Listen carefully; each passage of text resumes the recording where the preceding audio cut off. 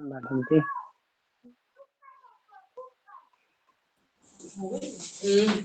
आप लोग आए थे ना, वीडियो होगी उसपे यूट्यूब पे डलेगी ना, देख लेना एक बार। हाँ यूट्यूब पे बताएंगे, मुझे पता ही नहीं है लास्ट क्लास के लिए, लिंक वगैरह भेज देंगे फिर से एक बार देख के। हाँ ओके, लिंक ले लेना मैम से, लीजिए मैम से ना, ठीक है।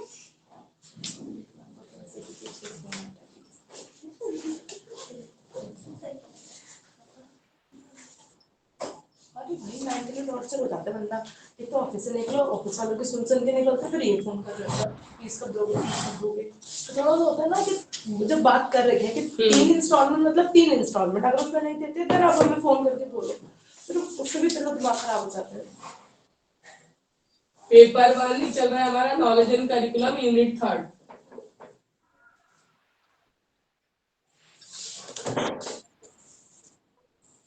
पेपर 1 यूनिट 3 चल रहा है, ठीक है। 3 में भी करिकुलम हमने थोड़ा सा मीनिंग, नेचर, ये सब किया था लास्ट क्लास में, ठीक है। प्रिंसिपल्स ऑफ करिकुलम कंस्ट्रक्शन करेंगे, बेसिस ऑफ करिकुलम करते हैं, ठीक है।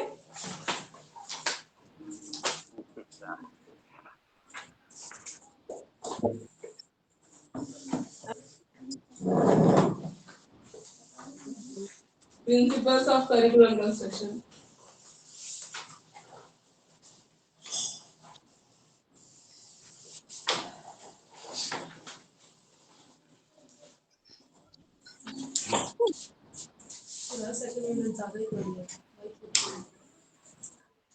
फोर्थ में तो ज्यादा हैवी नहीं, जल्दी हो जाता है और सारी चीजें ना आपस में रिलेटेड है ये।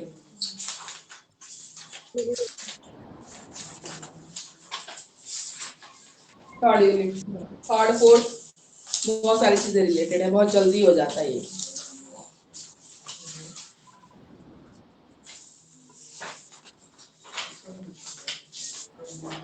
अप्रोचेस भी करनी है ना, ये भी करना है।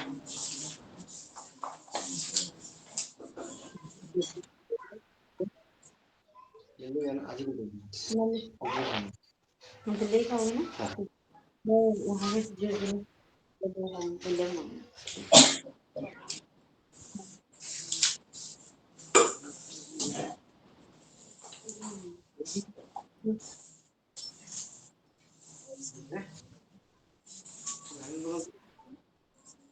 ठीक है कहते और सारे काम भी ऑनलाइन भी नहीं है, ऑफलाइन भी नहीं, मैंने कर भी नहीं कर रहे हैं। करिकुलम प्लानिंग लास्ट क्लास में की थी हमने, फिर भी एक बार थोड़ा सा मैं आप लोगों के लिए रिवाइज करती हूँ। इंग्लिश की बुक में 162 पेज नंबर पे देखिए, हिंदी में देखिए प्रिंसिपल्स ऑफ करिकुलम प्लानिंग कहाँ पे।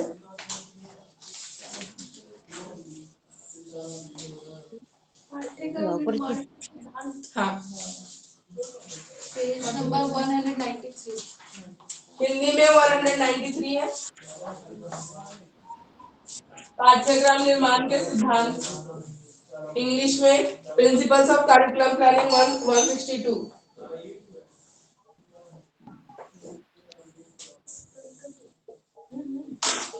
इंग्लिश में 162 है, हिंदी पे 193 है। ऑनलाइन ठीक है, तो हम देखते हैं, पहले इंग्लिश में से देखते हैं, फिर हिंदी में से भी देख लेंगे। करिकुलम प्लानिंग है वो एक्सपीरियंस ऑफ लर्नर के साथ कंसर्न होता है, मतलब जो भी आप करिकुलम बना रहे हो ना, ठीक है, तो हम हमेशा कोशिश करते हैं लर्निंग, जो लर्नर की लर्निंग एक्सपीरियंस होने वाली है वो इम्प्रूव होके आए पहले से, ठीक है। तो करिकुलम का मतलब हमने पहले भी पढ़ा हुआ है, करिकुलम होता है आपका सिलेबस प्लस को करिकुलर एक्टिविटी जो भी होती है वो सारे। जैसे बीएड के आपके करिकुलम बोले तो जो भी आपके पेपर्स फर्स्ट ईयर में पढ़ने थे, सेकेंड ईयर में पढ़ने थे, साथ में आपको जो भी फाइलें बनानी थी, ठीक है, जो भी मार्क्स का डिस्ट्रीब्यूशन था, जो भी टीचिंग पीरियड के मार्क्स है, बाकी सब कुछ ओवरऑल वो क्या है आपका बीएड का सिलेबस, ठीक है, करिकुलम है, सॉरी वो पूरा करिकुलम है, ओवरऑल करिकुलम। तो करिकुलम हमेशा ऐसा बनाना चाहिए जो लर्नर के जो लर्निंग एक्सपीरियंसेस होंगे वो पहले से बेटर हो, ठीक है। करिकुलम हमेशा ये सोच के बनाया जाता है। सेकेंड है करिकुलम प्लानिंग हमेशा कंटेंट और प्रोसेस दोनों का डिसीजन होता है। कंटेंट तो बताते कि ये पढ़ाना है जो सिलेबस है, प्रोसेस भी बताते हैं, फर्स्ट ईयर में ये पेपर पढ़ेंगे, सेकेंड ईयर में ये पेपर पढ़ेंगे, इतने मार्क्स का ये क्वेश्चन पेपर आएगा, इतने मार्क्स के इंटरनल होंगे, इतने मार्क्स के एक्सटर्नल होंगे, ठीक है, सारा किस टाइम पे एग्जाम कंडक्ट होगा, कितने मार्क्स का होगा, फाइलें कितनी बनानी है, क्या टॉपिक होने चाहिए, तो कंटेंट तो बताता ही है करिकुलम, हमेशा प्रोसेस भी बताता है। ठीक है, ये दोनों चीजें होनी चाहिए करिकुलम के अंदर। करिकुलम प्लानिंग विथ एक्शंस, ठीक है, विदाउट एक्शन तो इनकम्प्लीट हो जाएगा, कैसे करना है वो भी तो बताना पड़ेगा, तो वो भी बताता है। करिकुलम प्लानिंग हमेशा वैरायटी ऑफ इश्यूज के बारे में डिसीजन होता है, टॉपिक्स के बारे में डिसीजन होता है, ठीक है। करिकुलम अब जब भी बनाते हो ना, बहुत सारे टॉपिक्स होते हैं, एक टॉपिक नहीं होता। गोल एंड ऑब्जेक्टिव क्या है, बीएड के करिकुलम में हमने इतना सारा सब्जेक्ट डाल दिया, इससे बच्चा क्या सीखेगा, टीचर बन रहा है ना, तो उसमें कितना हेल्पफुल रहेगा जो आप पढ़ा रहे हो। अनरिलेटेड इरेलीवेंट कुछ भी टॉपिक पढ़ाएंगे तो आपको तो काम नहीं आएगा आगे चल के, ठीक है। करिकुलम ये चीज चलती है आगे स्कूल में बच्चों के, हिंदी का करिकुलम हिंदी का, तो ये पढ़ के जाओगे तो काम आएगा ना। मैं कुछ और ही पढ़ा रही हूँ तो तुमको कोई फायदा तो है नहीं। मैं यहाँ पे प्रॉफिट लॉस कैलकुलेट करना और मैनेजमेंट की स्किल सिखाऊंगा, मैनेजमेंट स्किल तो फिर भी क्लासरूम मैनेजमेंट में थोड़ा बहुत काम आएगा। कुछ ऐसा सपोज मैं इरेलीवेंट कुछ पढ़ा रही हूँ तो कोई फायदा नहीं है। तो वेरियस टॉपिक्स के ऊपर होता है कि ये करिकुलम पढ़ाया जा रहा है, इसका गोल ऑब्जेक्टिव क्या है, ठीक है, ये कैसे बच्चों के काम में आएगा, पहले कैसा करिकुलम था, उसमें क्या इंप्रूव करना है, बहुत सारे टॉपिक्स होते हैं।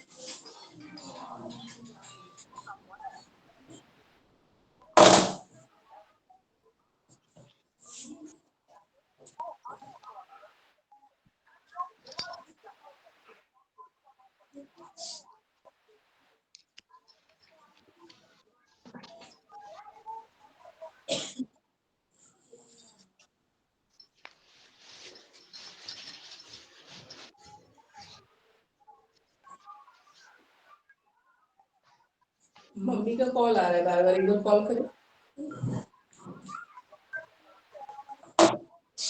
ठीक है। तो डिफरेंट डिफरेंट इश्यूज के बारे में होता है। उसके बाद आते हैं मैनी ग्रुप्स। करिकुलम कभी भी बनाया होता है, बनाना होता है, एक ग्रुप कभी भी इन्वॉल्व नहीं होता।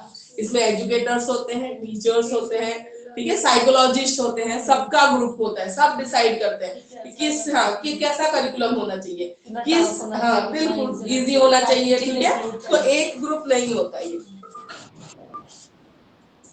हेलो क्लास,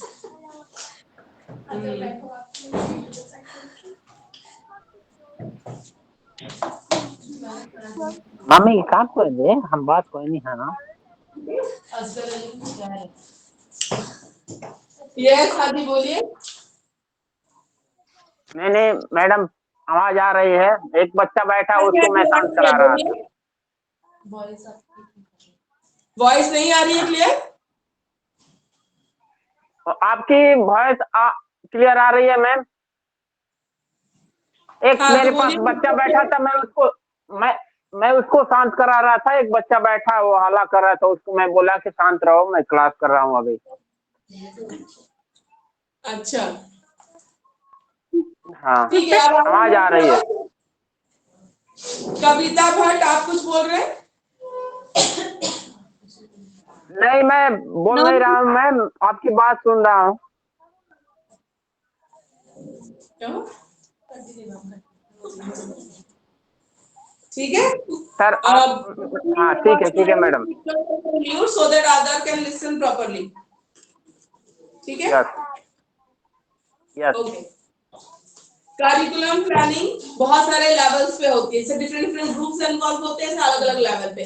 नया करिकुलम बनता है ना, तो छोटे से ग्रुप पे एडमिनिस्टर किया जाता है, 5 से 10 बच्चों के बीच में, फिर थोड़े से ज्यादा बच्चे क्लासरूम के, फिर एक स्टेट लेवल पे, फिर नेशनल लेवल पे, फिर जब फाइनलाइज होता है कि ये करिकुलम एप्रोप्रिएट है, टीचर्स अप्रूव कर देते हैं कि आपने जो करिकुलम में नई चीजें डाली हैं, ऐड की हैं, ये हम विद इन अपने एकेडमिक ईयर कंप्लीट कर पाएंगे। ऐसे नहीं कि आपने बहुत कुछ ऐसी चीजें डाल दी, प्रैक्टिकल चीजें जो एक एकेडमिक सेशन में कंप्लीट कराना पॉसिबल ही नहीं है, तो टीचर सपोज करेंगे कि पढ़ाना तो हमें है, इस करिकुलम को ट्रांजैक्ट कौन करे क्लासरूम में, भी टीचर्स, तो हमसे नहीं होगा, आपने बहुत ज्यादा डाल दिया है, ये हम नहीं करा पाएंगे, एक एकेडमिक सेशन में पॉसिबल नहीं है कराना, ठीक है। तो फिर वो क्या करेंगे, इसको चेंज करेंगे, या सोचेंगे जब सारे स्टेट के टीचर बोल रहे हैं ऐसा कुछ है, तो फिर इसको देखी जाएगी ना, कुछ प्रॉब्लम है लिटरली जो सबको ही बोल रहा है, ठीक है। तो डिफरेंट डिफरेंट लेवल्स पे होती है चीजें, रीजनल लेवल पे होगी, स्टेट लेवल पे, नेशनल लेवल पे, ठीक है, अलग अलग लेवल पे इसकी प्लानिंग होती है। और करिकुलम जो है प्लानिंग है वो, या कंस्ट्रक्शन है वो कॉन्टिन्यूअस प्रोसेस होता है। करिकुलम प्लानिंग एक कंटिन्यूअस प्रोसेस होता है, ठीक है, कि एक ऐसा नहीं कि बीएड का एक करिकुलम बना दिया तो फिक्स रहेगा 50 साल तक, ऐसा नहीं रहता, ठीक है। 2 साल है, 4 साल है, कुछ नया अगर लगेगा, नई टेक्निक सही है, ठीक है, या कंप्यूटर का मान लो मस्ट यूज होने लग गया तो हो सकता है आगे चल के बीएड के पेपर में कंप्यूटर का भी पढ़ा दे। जब टीचर को मान लो हर काम अपने आप ही करना है, एंट्री करना सब कुछ आना ही चाहिए, पर अब ये हमने पेपर की तरह नहीं यूज किया। तुम्हें भी कभी अगर ऐसा मौका आएगा तो कर ही दे, इंटीग्रेट भी कर दे जैसा कुछ, ठीक है। जैसे अभी पीपीटी नहीं है, फाइलों में लिख रहे हो आप, ऐसा जब नहीं कि भाई आपको लेसन स्मार्ट बोर्ड से ही पढ़ाना है, ऐसे ही प्रेजेंट करना है, तो मे भी पीपीटी प्रेजेंटेशन ये सब करवाने लग जाए, कुछ भी हो सकता है, ठीक है। तो करिकुलम चेंज होता रहता है, ऐसा नहीं कि एक बार बन गया तो ये फिक्स हो गया, ऐसा नहीं होता। तो ये सारे हैं प्रिंसिपल्स, एक बार हिंदी की बुक से कर लेते हैं, वही सब। ठीक है। चाइल्ड सेंटर्डनेस हुई, बच्चे के इंटरेस्ट और उसके हिसाब से, वैरायटी एंड इलास्टिसिटी होना चाहिए, फ्लेक्सिबल होना चाहिए, रिजिड नहीं होगा, वो चेंज होगा, क्रिएटिव एंड कंस्ट्रक्टिव होना चाहिए, ठीक है। होल एक्सपीरियंस होना चाहिए, जिससे हर चीज से रिलेटेड करिकुलम होना चाहिए, जिसमें ओवरऑल डेवलपमेंट दिखे बच्चे का। यूटिलिटी, ऐसी चीजें डालो करिकुलम में जो काम आए, जो मैंने बोला इररिलेवेंट कुछ भी पढ़ा रहे हैं तो उसका कोई फायदा नहीं है। कोरिलेशन, करिकुलम हमेशा ऐसा होना चाहिए जो एक सब्जेक्ट से दूसरा कोर, जैसे 9th क्लास में हमने बोला या 10th क्लास में लाइट का जो चैप्टर है ना, उसमें न्यूमेरिकल्स होते हैं जिसमें ट्रिग्नोमेट्री यूज होती है, तो 10th क्लास में ट्रिग्नोमेट्री भी पढ़ाई जा रही है, मतलब वो ट्रिग्नोमेट्री बिना समझे बच्चा साइंस को न्यूमेरिकल नहीं सॉल्व कर सकता, तो कोरिलेशन है ना। ऐसा नहीं कि 9th में हमने ये लाइट वाला न्यूमेरिकल डाल दिया ट्रिग्नोमेट्री, और ट्रिग्नोमेट्री हम 10th में पढ़ा रहे हैं, फिर तो दिक्कत होगी ना बच्चे को, ठीक है। तो कोरिलेटेड होना चाहिए। सोसाइटी, नेशन एंड वर्ल्ड के अकॉर्डिंग डिमांड्स, जैसे डिमांड है वैसे चेंज, मतलब कंप्यूटर की डिमांड ज्यादा होगी कि नहीं बीएड के बच्चों को तो पढ़ा के ही भेजो, हमें दिक्कत आ रही, तो आ जाएगा पेपर आपका इसमें भी। Achievement of wholesome behaviour pattern, जो ऐसा करिकुलम हो जो बच्चे के ओवरऑल डेवलपमेंट की बात करे, ठीक है। फॉरवर्ड लुक, आगे के चीजों को, फ्यूचर को ध्यान में रखते हुए करिकुलम बनना चाहिए। कम्युनिटी लाइफ को रिलेशनशिप रखते हुए, तो जैसे जो चीजें चल रही हैं कम्युनिटी के लिए, तो आजकल कम्युनिटी के लिए जरूरी है वैल्यू डेवलपमेंट, बच्चों में वैल्यूज नहीं रह गए हैं, ठीक है, तो वो सबको ध्यान में रखते हुए करिकुलम होना चाहिए। प्रिंसिपल ऑफ रिलेशनशिप विद, कही तो हो गया। Principle of training for leader, मतलब करिकुलम ऐसा होना चाहिए जो अपने फ्री टाइम को सही तरीके से यूज करना सीखे, मतलब ऐसी कुछ एक्टिविटीज डालो आप अपने बुक्स में, करिकुलम जो बना रहे हो कि फ्री टाइम में बच्चा एंगेज रह पाए। घर पे भी चाहे फ्री है तो टीचर दे देगी, बेटा ये एक्टिविटी करके देखना घर पे, तो उस सब्जेक्ट से रिलेटेड ही कोई एक्टिविटी बच्चा कर रहा होता है, ठीक है। तो ये सारे प्रिंसिपल्स हैं। आगे हम देखते हैं क्या हुआ?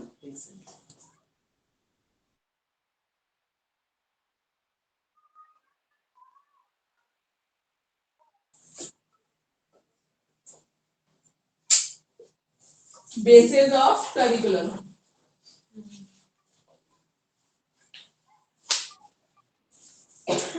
बेसिस ऑफ करिकुलम हिंदी में क्या है? पाठ्यक्रम के विभिन्न आधार।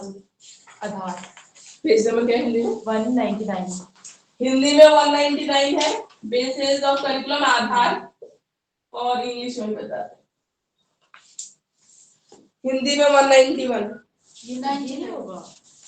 पाठ्यक्रम को प्रभावित करने वाले कारक, वो तो फैक्टर्स हो जाएंगे, ये सही बोल रहे हो। आधार ही तो बेस होता है, वही होगा। 199 बेसिस है, ये है। अप्रोच,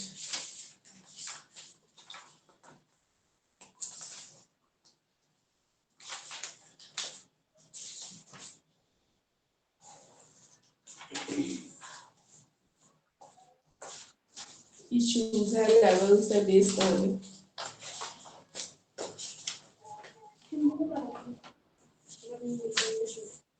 है काफी बड़ा हिंदी में तो बहुत है।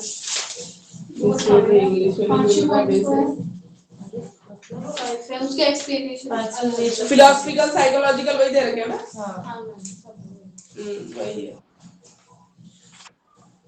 इंग्लिश में बस ये थोड़ा सा दे रखा है, देखो इसको हम करेंगे लेकिन आगे और डिटेल में। 174 पेज नंबर पे है, फाउंडेशन करके दे रखा है या बेसिस करके दे रखा है, पर पूरा दे भी नहीं रखा सही से, पता नहीं। 174 पे देखिए क्वेश्चन की फॉर्म में दे रखा है 99 इंग्लिश में बोल रही है। 99, हाँ 99। हिंदी में 199, इंग्लिश में 174, ठीक है। हिंदी में 199 है, इंग्लिश में 174 है पेज नंबर।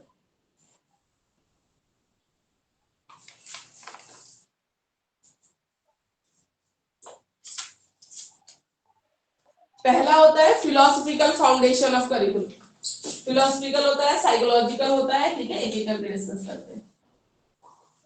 फिलोसफिकल, ठीक है, पहला फाउंडेशन जो होगा फिलोसफिकल फाउंडेशन होता है। फिलोसफिकल फाउंडेशन का मतलब होता है जैसा जिस कंट्री का, ठीक है, जो भी सब्जेक्ट है, जो भी कोर्स चल रहा है, वहां के लोगों की जैसी सोच है, सोसाइटी जैसी सोच बनेगी, ठीक है, जैसी नीड लगेगी, उस हिसाब से वहां का करिकुलम होता है। जैसे इसका एग्जांपल हम देते हैं फिलोसफिकल में, जैसे सोच है, हमारे इंडिया के लोगों की सोच है हमारा एजुकेशन सिस्टम कैसा होना चाहिए कि पढ़ने के बाद जॉब मिले, ठीक है, हमारा डेवलपिंग कंट्री है, सबको जॉब चाहिए, सबको सेटल होना है, इकोनॉमिकली सबको स्टेबल होना है, तो सबको, तो हमारा एजुकेशन सिस्टम कैसा होना चाहिए, वोकेशनल होना चाहिए। वोकेशनल मतलब जॉब ओरिएंटेड कोर्सेज ज्यादा प्रेफर किए जाते हैं कि जो पढ़ने के बाद हमें श्योर कोई सी हम फील्ड में जा सके, जॉब कर सके, ठीक है। वैसे ही जहां मान लो रिलीजियस कंट्रीज है, ठीक है, रिलीजियस कंट्रीज है, वहां का एजुकेशन सिस्टम कैसा है, वहां का जो रिलीजियस रिलीजन बेस्ड है, ठीक है, उससे रिलेटेड चीजें ज्यादा फोकस करते हैं, ठीक है। और भी जैसे है चाइना वगैरह है, वहां पे कैसा है, वहां पे एजुकेशन सिस्टम में रिलीजन वगैरह को इतना इंपॉर्टेंट देते हैं, वो तो मानते नहीं बिल्कुल भी, ठीक है, पता है उनको कि रिलीजन वगैरह से लेके मुद्दे क्रिएट हो सकते हैं, लोग आपस में भिड़ेंगे, कुछ होगा, तो वो तो बिल्कुल डिनाई करते थे कि ये सब चीजें तो बिल्कुल भी नहीं चलेगी, ठीक है। उनको अपना नेशन फर्स्ट है, लोग फर्स्ट नहीं है, नेशन के लिए लोगों को कुर्बानी देनी पड़ती है, तो दे देंगे। तो उनके एजुकेशन सिस्टम में वो सब चीजें भी बताई जा रही है कि नेशन ही फर्स्ट आपको रखना है, अपने आप को आगे नहीं रखना है, या बाकी चीजें। तो जैसी सोच होगी ना जहां की, वैसे ही वहां का एजुकेशन सिस्टम होगा, उसी हिसाब से वहां का करिकुलम डिसाइड होगा कि क्या पढ़ाना है, ठीक है, कैसे पढ़ाना है, ये सारी चीजें उस हिसाब से ही डिसाइड होती है। इसको बोलते हैं फिलोसफिकल बेस ऑफ करिकुलम।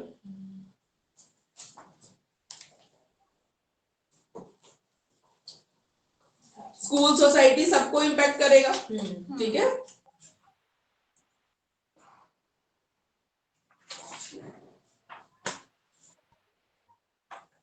इसमें फिलोसफी में ही खत्म कर दिया, साइकोलॉजिकल वगैरह दे भी नहीं रखा। मेजर फिलोसफीज एंड करिकुलम, अब फिलोसफीज एंड करिकुलम में अभी हमने आइडियलिज्म, नेचुरलिज्म पढ़ा ना, उसमें हमने ये भी पढ़ा कि उसके हिसाब से करिकुलम कैसा होना चाहिए, सब्जेक्ट्स कौन से पढ़ाए जाने चाहिए, टीचर कैसा होना चाहिए, याद आ रहा है, पढ़ा भी जो, तो वो भी थोड़ा थोड़ा आप ऐड कर सकते हो कि आइडियलिज्म के हिसाब से करिकुलम ऐसा होना, जो भी क्या है, फिलोसफीज है, वेस्टर्न फिलोसफीज है, हाँ सारा थोड़ा थोड़ा, तो इतना बहुत ज्यादा है, इतना ज्यादा भी नहीं, थोड़ा थोड़ा आप लिखना कि आइडियलिज्म के हिसाब से करिकुलम कैसा होना चाहिए, नेचुरलिज्म के हिसाब से करिकुलम कैसा होना चाहिए, प्रैग्मेटिज्म के हिसाब से कैसा होना चाहिए, हमने अभी अभी पढ़ा था, ये हमने पढ़ा है अभी, ठीक है, तो इसको फिर से रिपीट नहीं कर रहे, तो उसको आप ऐड करना। बहुत बड़ा दे रखा है, इतना बड़ा लीजिए, ठीक है। इसके बाद आते हैं sociological foundation of curriculum. Philosophical हो गया, इसमें आप सारी वेस्टर्न फिलोसफी जो है वो भी ऐड कर देना, इंडिया का भी सांख्य वेदांता, उसमें भी बताया हमने करिकुलम क्या होना चाहिए, कौन कौन से सब्जेक्ट पढ़ाए जाने चाहिए, तो उसको फिलोसफीज को ऐड कर देना। और वो चार जो पढ़ी है, आइडियलिज्म, नेचुरलिज्म, वो चार, और ये दो, इसके अलावा बहुत एक्स्ट्रा है, वो नहीं लिखना, जो आपके सिलेबस में मेंशन है ना फिलोसफी, उसके हिसाब से बस लिख देना करिकुलम। उसके बाद आता है सोशियोलॉजिकल बेसिस।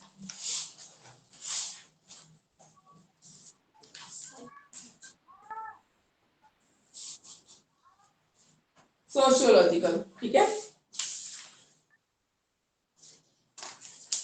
सोशियोलॉजिकल बेस मतलब सोसाइटी, ठीक है, सोसाइटी, तो सोसाइटी में जैसे जैसे चेंजेस आती हैं, जो चीजें हमें लगता है कि सिखाना चाहिए, ऐड करना चाहिए, वो धीरे धीरे करिकुलम में ऐड होती जाती है, और सोसाइटी में जिस चीज की नीड नहीं होती है, धीरे धीरे वो करिकुलम से हटता चला जाता है, ठीक है। पहले मॉरल एजुकेशन पढ़ाया जाता था क्योंकि हम मॉरल वैल्यूज पे बहुत फोकस करते थे, अब कंप्यूटर एजुकेशन मैंडेटरी हो गया है, मॉरल एजुकेशन पढ़ा नहीं रहे, लेकिन अब फिर से मॉरल एजुकेशन बहुत इंपॉर्टेंट हो गया है, ठीक है, मॉरल वैल्यूज है ही नहीं बच्चों में, तो फिर से वो ऐड करने की जरूरत है, और कहीं ना कहीं वो होगा शुरू धीरे धीरे, ठीक है। तो सोशल चेंज एंड करिकुलम, ठीक है, सोशल चेंज में सोसाइटी में क्या क्या चेंज आ रहा है, ग्रोथ ऑफ टेक्नोलॉजी, जैसे इसका एग्जांपल अभी हमने दिया कि कंप्यूटर एजुकेशन फर्स्ट क्लास से ही मैंडेटरी है, बच्चे पढ़ना शुरू कर दे रहे हैं। फैमिली का स्ट्रक्चर, ठीक है, फैमिली का स्ट्रक्चर, अब पहले तो सब जॉइंट फैमिली में ही रहते थे, अब ईवीएस में पढ़ाना पड़ता है कि न्यूक्लियर फैमिली हो कि जॉइंट फैमिली हो, करिकुलम में सबसे बतानी पड़ती है, सोसाइटी में चेंज आया, बताना पड़ेगा, ठीक है। ठीक है, मम्मी का बहुत बार फोन आ गया, पता नहीं इतना नहीं करती है। हेलो,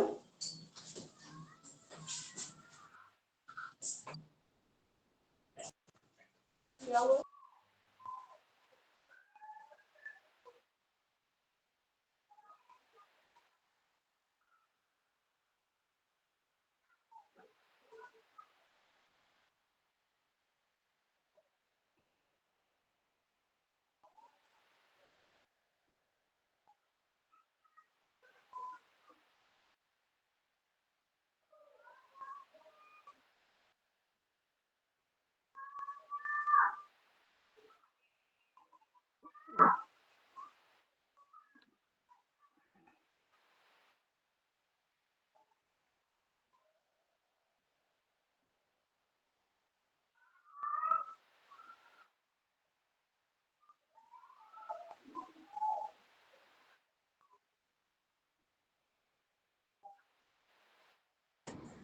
सोसाइटी में जो चेंजेस आ रही है ना उसके हिसाब से। हमने एग्जांपल दिया टेक्नोलॉजी का, ठीक है। स्ट्रक्चर ऑफ फैमिली, जैसे मतलब पहले तो जॉइंट फैमिली में होता तो हमें टाइप ऑफ फैमिली नहीं पढ़ानी पड़ती थी, पर हमें बताना पड़ता है कि अगर आप मम्मी पापा के साथ अकेले रह रहे हो तो यू आर न्यूक्लियर फैमिली, ठीक है। जो बड़े फैमिली में रह रहे हैं दे आर जॉइंट फैमिली, ठीक है। कल्चरल डाइवर्सिटी, ठीक है। पहले हम फूड हैबिट्स और इसमें पढ़ाते थे जो नॉर्मल है पढ़ा दिया। अब ईवीएस का चैप्टर होता है जंक फूड आइडेंटिफाई करो, हेल्दी फूड आइडेंटिफाई करो, क्योंकि खा रहे हैं आजकल के बच्चे, ठीक है। तो उनको उसमें डिफरेंस ही बताना पड़ता है कि आपको अच्छा लगता है but they are not beneficial for our health ना, ठीक है। तो ग्रोथ ऑफ टेक्नोलॉजी में कंप्यूटर एजुकेशन या एग्रीकल्चर में, ठीक है, बहुत सारी चीजें आई हैं। ड्रिप इरिगेशन वगैरह साइंस में पढ़ाने लगे हैं हम, ठीक है। जो लेटेस्ट टेक्नोलॉजीज आई है एग्रीकल्चर की हो गई, बाकी चीजों में हो गई, वो सब कुछ करिकुलम में इंक्लूडेड है धीरे धीरे। आईवीएफ वगैरह के बारे में 8th क्लास में पढ़ाया जा रहा है, क्योंकि रिप्रोडक्शन पढ़ाया जा रहा है, ठीक है। रिप्रोडक्शन में आईवीएफ बहुत कॉमन है, बच्चा आजकल कहीं भी जा रहा है आईवीएफ का एड बोर्ड हर जगह लगा है, बच्चा ये पूछ लेगा कि ये क्या है, क्या है। तो इधर उधर से इंफॉर्मेशन उसे स्कूल में ही डाल दिया गया है, बच्चों को बताया जा रहा है, क्लास में टीचर ही बता रही है कि आईवीएफ क्या होता है, ठीक है। तो ग्रोथ ऑफ टेक्नोलॉजी, जैसे जैसे टेक्नोलॉजी एडवांसमेंट भी हो, बायो की फील्ड में हो, कंप्यूटर की फील्ड में हो, बाकी चीजों में हो, उसका करिकुलम में एड ऑन होना जरूरी होता है।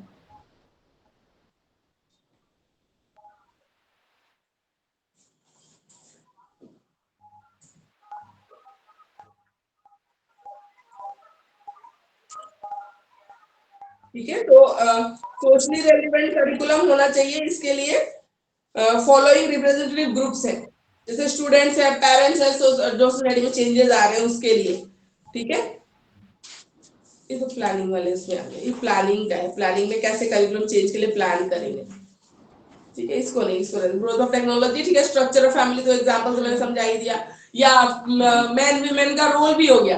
पहले पता था, हमें पता था कि मम्मी घर पे होती है, ठीक है, मेरी मम्मी भी हाउस वाइफ ही नहीं है, ठीक है, पापा ही है जो बिजनेसमैन है या काम करते जो भी है, तो हमारा एक वो सेट था। पर अब जैसे जैसे हम बड़े हो रहे हैं, हम खुद भी बाहर आ रहे हैं, तो हमें आजकल हमारे बच्चों को पता है, उनको पता होता है कि जो मम्मीज होती है वो भी वर्क करते हैं, फादर भी वर्क करते हैं, तो दोनों ही ऐसे होते हैं।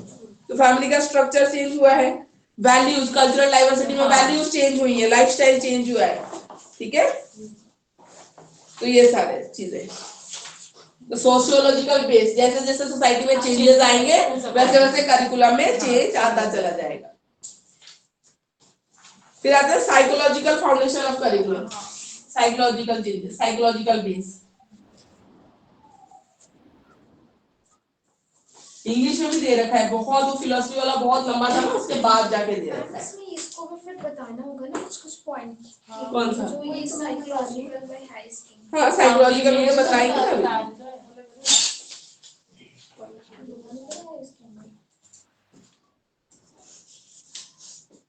ठीक है, ये 3 बेसिस है मेनली। तो ये फिलोसफिकल हो गया, सोशियोलॉजिकल हो गया, साइकोलॉजिकल हो गया। तो बेसिस ऑफ करिकुलम अपने आप में ही बहुत बड़ा लॉन्ग क्वेश्चन होता है, ठीक है, क्योंकि इसके अंदर बहुत सारी चीजें हैं। साइकोलॉजिकल बेस में तो सबसे पहले आ जाएगा बच्चे की एज के अकॉर्डिंग और मैच्योरिटी फॉर लर्निंग के अकॉर्डिंग ही टॉपिक डिसाइड होते हैं, ठीक है। कौन सी टॉपिक बच्चे को किस क्लास में इंट्रोड्यूस कराना है, ठीक है। जो अलजेब्रा वगैरह 6 वगैरह में इंट्रोड्यूस कराते हैं वो हम 4th 5th में नहीं इंट्रोड्यूस कराते, बच्चे को नहीं समझ में आएगा, ठीक है। तो उसका होता है, तो साइकोलॉजिकल बेस हम देखते हैं, ठीक है। किसका इंटरेस्ट उसको किसमें है, बिल्कुल। चीज की रिक्वायरमेंट किस लर्निंग थ्योरीज पढ़ी थी फर्स्ट ईयर में, याद है, ठीक है। तो वो भी देखना पड़ता है। लर्निंग थ्योरीज हमने बिहेवियरिस्टिक थ्योरी पढ़ी थी या कॉग्निटिव थ्योरी पढ़ी थी या ह्यूमन साइकोलॉजी जो पढ़ रहे हैं उनके हिसाब से ही करिकुलम डिसाइड होता है।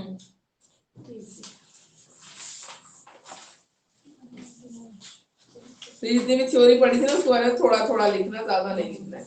कॉग्निटिव स्कूल ऑफ थॉट में तो इन्होंने पियाजे की पूरी थ्योरी दे दी, इतना भी नहीं लिखना। फर्स्ट ईयर में जो पियाजे की थ्योरी पढ़ी थी ना इन्होंने सारा ही दे दिया है, फॉर्मूला, ऑपरेशनल स्टेज, इतना भी नहीं लिखना, थोड़ा थोड़ा लिखना है, इतना नहीं लिखना है। चलो थोड़ा थोड़ा देखते हैं फिर कहाँ तक लिखना है, मैं बता रही हूँ। बिहेवियरिज्म है आपका, ठीक है, कैसे बिहेवियर इफेक्ट होता है लर्निंग के थ्रू, ये दिया है। एटीट्यूड, एबिलिटी हम चेंज कर सकते हैं, पेज नंबर 191 पे देखिए। हिंदी में अभी बताती हूँ साइकोलॉजिकल, ठीक है, इंग्लिश वाले पहले देख लेते हैं। तो बिहेवियर कैसे इन्फ्लुएंस होता है लर्निंग से, जब आप कुछ सीखते हो तो लर्निंग बिहेवियर में फर्क दिखता है, पढ़ा था फर्स्ट में बताई थी ये सब चीजें, ठीक है। तो बिहेवियर में ये सब चीजें आपको लिखना है। 204 तो साइकोलॉजी जब करिकुलम डिसाइड करेंगे तो बिहेवियर लर्निंग में फर्क दिखना चाहिए, उस हिसाब से करिकुलम होना चाहिए कि पढ़ने के बाद बच्चे को समझ आए, ठीक है, ऐसी चीजें होनी चाहिए। कॉग्निटिव स्कूल ऑफ थॉट में बच्चा कौन कौन से स्टेज पे क्या क्या सीखता है, पहले नहीं तो बताया था, ठीक है, कब वो क्राउलिंग सीख रहा है, कब चलना, कब बोलना, कब मैथमेटिकल स्किल्स, यही तो बताइए। तो ये लिखा हुआ है थोड़ा सा, तो थोड़ा सा ये आप डालना, ठीक है, तो बहुत ज्यादा नहीं, कि कौन कौन से स्टेज पे बच्चा क्या क्या स्किल्स सीखता है, ठीक है, उसी हिसाब से पता रहेगा। साइकोलॉजिस्ट को पता है तो उसी हिसाब से उस स्टेज में वो चीजें इंट्रोड्यूस कराई जाएगी।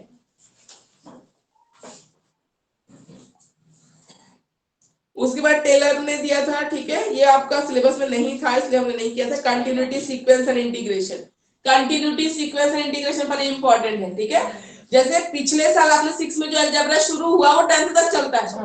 कंटिन्यूटी थोड़ा यहाँ सिखाया, इससे थोड़ा डिफिकल्ट लेवल यहाँ सिखाया, जैसे addition subtraction I think 7th में आ जाता है, उसके आगे मल्टीप्लिकेशन डिवीजन ये सब आ जाएगा अलजेब्रा में, तो कंटिन्यूटी होता है, ठीक है।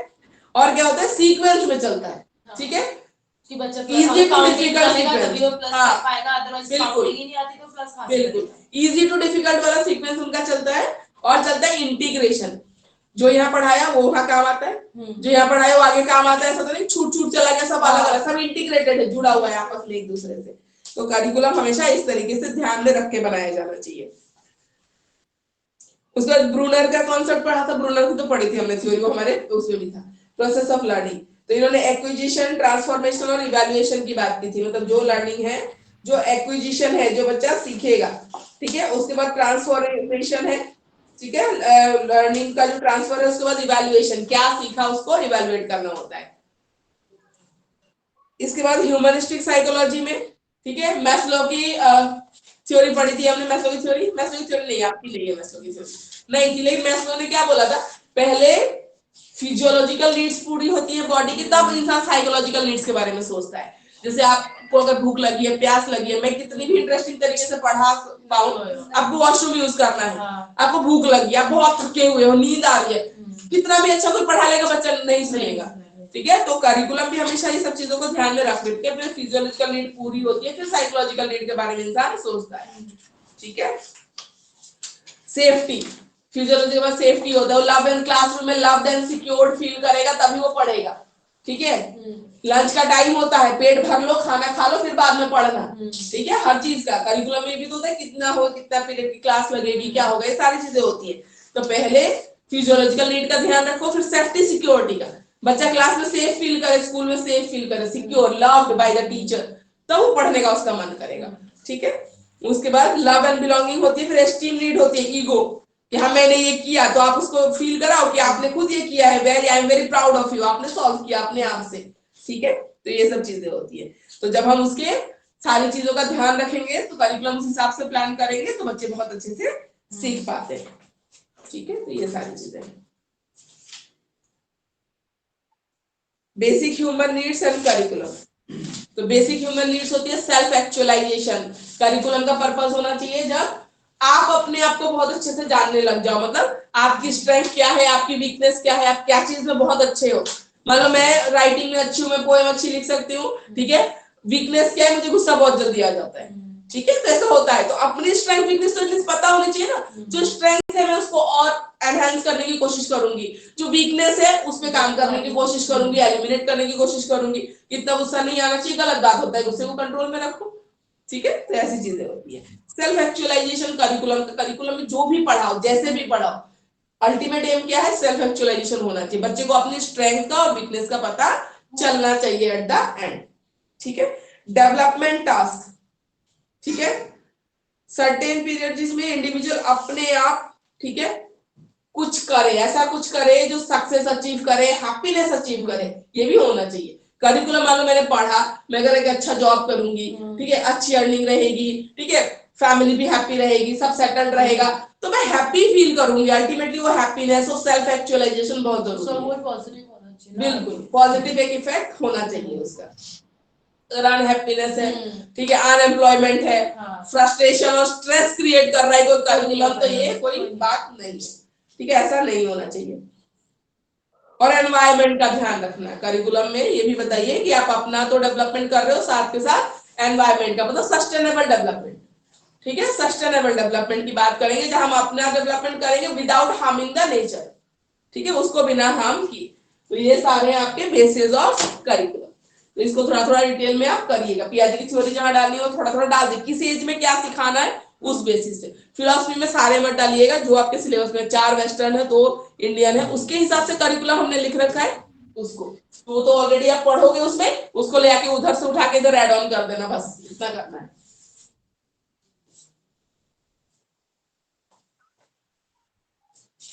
मतलब 3 टाइप्स है ना इसमें हाँ बेस 3 है। ठीक है, बट इसमें पता है 5 है। 5 में और दोनों क्या कल्चरल है और हिस्टोरिकल है। कल्चरल हिस्टोरिकल भी है। हाँ, जैसे कि इसमें आगे ना, जैसे कि हमने कंटिन्यूटी वाला पढ़ा, तो हिस्टोरिकल ये होना चाहिए। कोई बात नहीं, तो आपने कल्चरल हिस्टोरिकल है तो उसके बेस पे भी लिख देना, मैं बता देती हूँ। जैसे जिस कंट्री का जैसा कल्चर होता है ना वहाँ का करिकुलम, वही जो रिलीजन वाली हमने बात की, हाँ वही वाली बात है। थोड़ा इसमें अलग करके दे रखा है ना। हिस्टोरिकल जैसे हिस्ट्री रही है हर कंट्री की, उस हिसाब से करिकुलम होता है। हिस्ट्री बेस होता है, जैसे हमारी हिस्ट्री रही है मोरल वैल्यूज की, जैसे हम अभी बोलते हैं, ठीक है ना, रामायण महाभारत हमारा बेस है। हम मोरल वैल्यूज की बात करते हैं, ठीक है, हम कूटनीति की भी बात करते हैं, चाणक्य की, बहुत सारी चीजें हमारी हिस्ट्री जैसी रही है। तो हम चाहेंगे कि हमारा एजुकेशन सिस्टम वैसा ही है ना, हम अपनी हिस्ट्री को कायम रखें, कल्चर को कायम रखें। मेरी मुक्ति में मुझे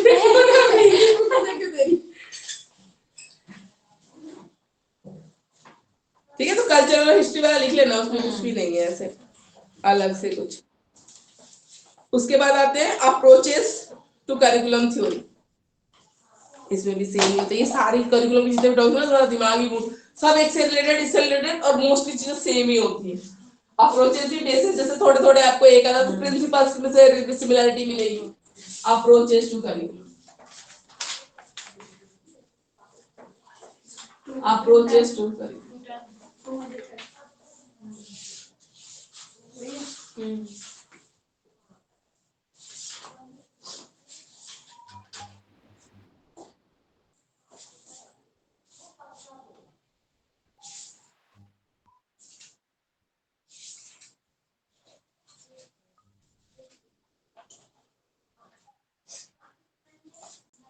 हिंदी में कितना page number? Approaches, approaches to curriculum English में है 143। Approaches to curriculum English 143, Hindi में 210 210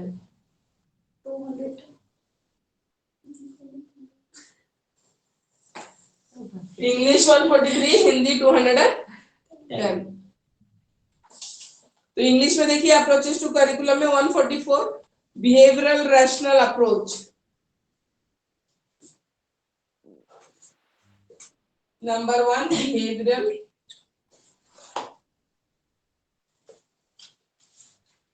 rational approach.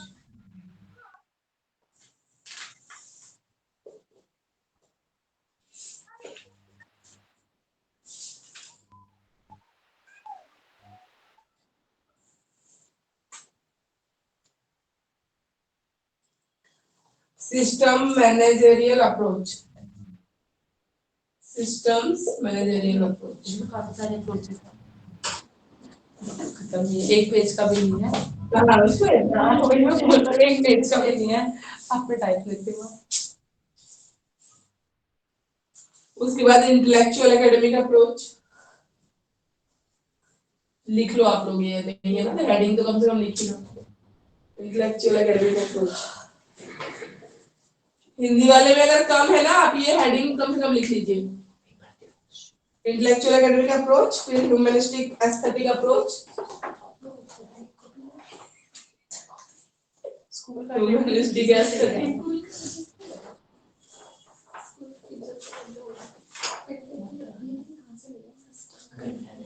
रिकंसेप्चुअलिस्ट approach, fresh feeling इन पे फाड़ दे मुझे भी।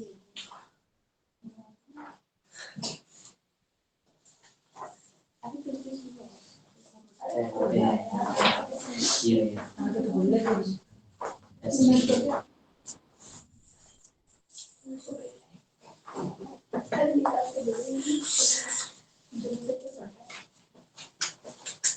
ठीक है, ये ऑर्नस्टीन और हंकिंस की अप्रोच है, एक और अप्रोच है वो भी देख लेना,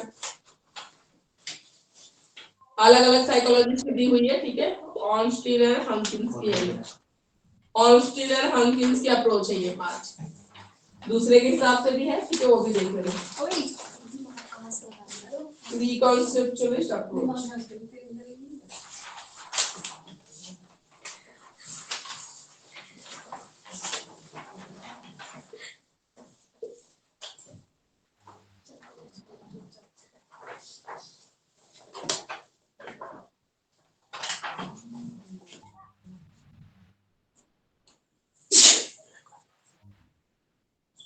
रिकॉन्सेप्चुअलिस्ट अप्रोच ये दी है अलग साइकोलॉजिस्ट ने, ऑर्नस्टीन एंड हंकिंस ने। ठीक है, और दूसरे साइकोलॉजिस्ट की भी है, वो भी हम देखेंगे। लॉन्ग क्वेश्चन में आ सकता है। अप्रोचेस, हाँ, ये किसने दी थी मैम? ये 5 ये ऑर्नस्टीन एंड हंकिंस ने दी थी। ठीक है, एक बैंस का भी पढ़ेंगे, एन ग्रुप, बैन, BEAN, मतलब दिख रहा है फोन में, देखना। ETOL मतलब और भी लोग हैं, ग्रुप है।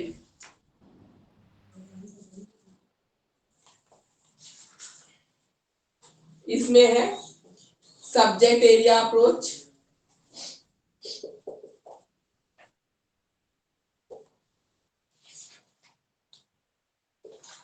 Number 2 broad field approach. Ma'am इसे हिंदी में क्या बोलते हैं वो मेरे लिए प्रॉब्लम। एक मिनट लिख लीजिए। Broad field approach, problem centred approach, ये अलग अलग साइकोलॉजिस्ट के हिसाब से 2 ग्रुप्स है।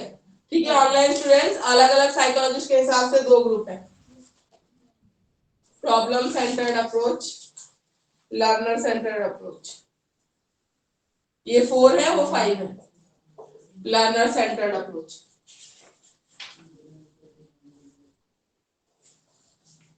ठीक है, ये सारे अप्रोचेस है। उधर से दिख रहा है बोर्ड पे? नहीं, इधर, हाँ आगे उसमें दिख रहा है, तो आगे।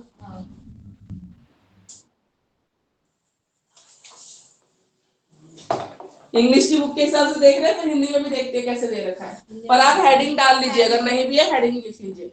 ऑर्नस्टीन और हंकिंस के हिसाब से 5 इसमें है अप्रोचेस है, 5 इसके।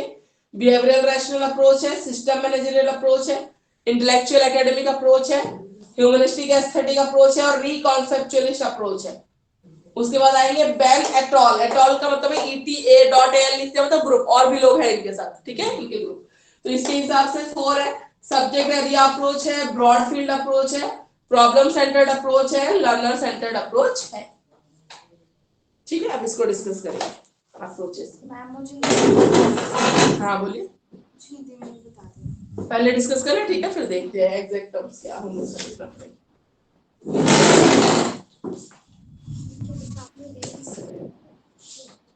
ये किसने दिया था?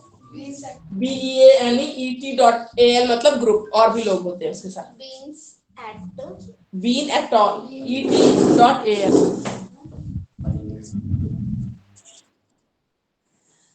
Subject area approach. Subject area approach, broad field approach, problem centred approach, learner centred approach.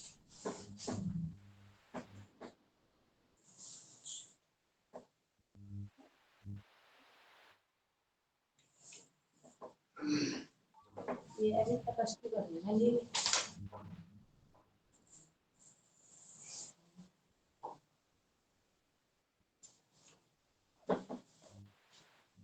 Learner learner centred approach. इसे दिलवार का पेंस हो रहा है।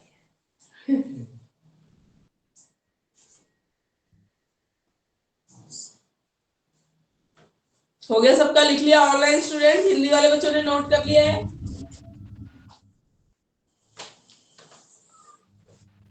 Yes, ma'am. ठीक है, Ma'am, the third one is not visible clearly. Can you screen please white board read is not visible. it? Ma'am actually ये blur हो रहा है थोड़ा सा, प्लीज वो थर्ड वन प्लीज एक बार रीड कर दीजिए। कोई बात नहीं, कौन सा किसका और थर्ड वाला। थर्ड मतलब किसका, बेनेटॉल का कि या ऑस्टिन वाला, कौन सा? मैम सेकंड ग्रुप है, सेकंड ग्रुप। सेकेंड ग्रुप में थर्ड है problem centred approach, okay okay, thank you. And fourth one is learner centred approach.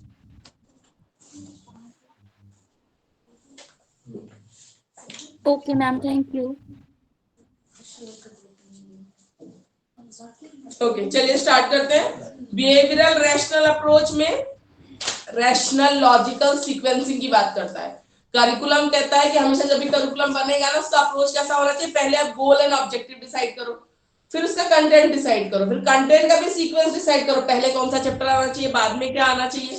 ठीक है, चैप्टर में भी सीक्वेंस होता है, वो सारा सीक्वेंस डिसाइडेड होना चाहिए। ठीक है, लॉजिकल उसमें चलना चाहिए, लास्ट में इवैल्यूएशन के लिए क्वेश्चंस डालने चाहिए। ठीक है, वो भी क्वेश्चन रिलेटेड होना चाहिए पिछली क्लास से, अभी की क्लास का कंटेंट का, क्वेश्चन का पैटर्न, फिर इवैल्यूएशन आएगा लास्ट में, बच्चे ने कितना सीखा कितना नहीं सीखा। तो बिहेवियरल रैशनल अप्रोच कहता है कि करिकुलम जब भी बनेगा एक पर्टिकुलर सीक्वेंस, एक साइंटिफिक सीक्वेंस में चलेगा। ठीक है, तो इसको बोलते हैं बिहेवियरल रैशनल अप्रोच।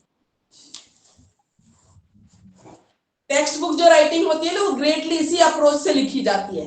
तभी जब मैंने बोला कि proper goals and objectives, subjects क्या होंगे, चैप्टर भी आपस में एक दूसरे से, पहला चैप्टर क्या होना चाहिए, सेकंड क्या होना चाहिए, थर्ड क्या होना चाहिए, फिर चैप्टर में भी आपस में टॉपिक सब टॉपिक रिलेटेड होने चाहिए। तो टेक्स्ट बुक जब लिखते हैं ना, तो यही अप्रोच ज्यादातर फॉलो किया जाता है। उसके बाद सिस्टम मैनेजरियल अप्रोच। ठीक है, सिस्टम मैनेजरियल अप्रोच में करिकुलम हमेशा ऐसा होना चाहिए जिसमें जो भी आप बोल रहे हो उसके लिए रिसोर्सेज अवेलेबल हो, प्लस मैनेजरियल अप्रोच, जो मैंने बोला एक एकेडमिक सेशन में मैनेज हो जाए चीजें। इतना तुम मत डाल दो करिकुलम कि पता चला पूरा सेशन भी बच्चा टीचर पढ़ा रहा है पर खत्म नहीं कर पाया। ठीक है, सीसी जो हटा दिया गया था इसलिए हटा दिया गया था, बहुत ज्यादा बर्डन था टीचर पे, हो ही नहीं पा रहा था, इतना ज्यादा कर दिया था उन लोगों ने, क्लास में हटा दिया, सबने अपोज किया, सारे टीचर्स ने, कि नहीं हो पाएगा। अब हर सब्जेक्ट में हर टॉपिक में चार चार एक्टिविटी करा, हम तो वही कराते रह जाते हैं, पढ़ाई तो हो ही नहीं रही है बिल्कुल, उसको हटा दिया गया था। तो सिस्टम एंड मैनेजरियल अप्रोच, एक तो सिस्टम ऐसा हो, कंप्यूटर आप बोलो कंप्यूटर में एक्टिविटी करके दिखा दो, कंप्यूटर अवेलेबल भी तो होना चाहिए, गाँव के स्कूल का भी सोच लो, हर स्कूल का सोच लो। करिकुलम तो नेशनल लेवल पे चलेगा या स्टेट लेवल पे आपका चलेगा, तो रिसोर्सेज भी अवेलेबल हो, तो ऐसा सिस्टम हो और साथ में मैनेजरियल, जो मैनेज हम कर पाए ऐसा करिकुलम तैयार होना चाहिए। ठीक है, ऐसा नहीं है कुछ हमने वैसा करिकुलम बना दिया जो पॉसिबल ही नहीं है प्रैक्टिकली, ऐसा नहीं होना चाहिए।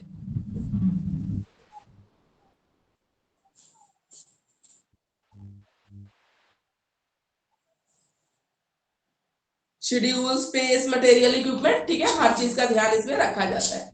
इंटेलेक्चुअल एकेडमिक अप्रोच, ठीक है, इसमें क्या होता है, जो भी सब्जेक्ट पढ़ाया जाता है, ठीक है, उसके मेथड्स, कंटेंट्स, उनकी बात होती है। ठीक है, उनको डिसाइड करने में ये अप्रोच लगता है इंटेलेक्चुअल एकेडमिक, कि किस लेवल की इंटेलिजेंस में कौन सा टॉपिक आपको पढ़ाया जाना चाहिए।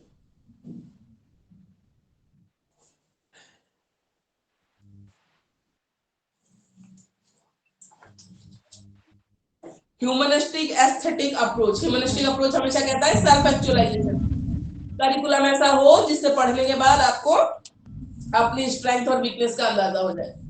ठीक है, करिकुलम हमेशा ऐसा होना चाहिए। तो ह्यूमनिस्टिक अप्रोच हो गया। एस्थेटिक अप्रोच, कुछ भी चीज आप पढ़ रहे हो ना, आपके अंदर एक सेंस ऑफ ब्यूटी डेवलप होनी चाहिए। मीन्स मतलब आप मैथ्स भी पढ़ रहे हो तो मैथ्स की भी तो एक ब्यूटी है अपनी, जो बोलते हैं उसकी एक्सप्रेशन है, मैथ्स की अपनी ब्यूटी है, साइंस की अपनी खूबसूरती है, हर सब्जेक्ट की अपनी ब्यूटी है, उस ब्यूटी की एप्रिसिएशन आपको आनी चाहिए। ठीक है, करिकुलम ऐसे तरीके से बनाओ कि बच्चे अप्रिशिएट करना सीखे उस चीज की। ठीक है, इसमें तो ये चीज बहुत अच्छी है, मुझे अच्छी लगती है। समझ रहे हो, हर चीज की अपनी एस्थेटिक सेंस होता है, वो डेवलप करना हर सब्जेक्ट का, तो उसको बोलते हैं ह्यूमनिस्टिक एस्थेटिक अप्रोच। रिकॉन्सेप्चुअलिस्ट अप्रोच मतलब करिकुलम कभी भी रिकॉन्सेप्चुअलाइज किया जा सकता है, उसके लिए तैयार हो, मतलब डायनेमिक चेंज, रिकॉन्सेप्ट। ठीक है, आप उसको कभी भी रिकंसिडर कर सकते हो।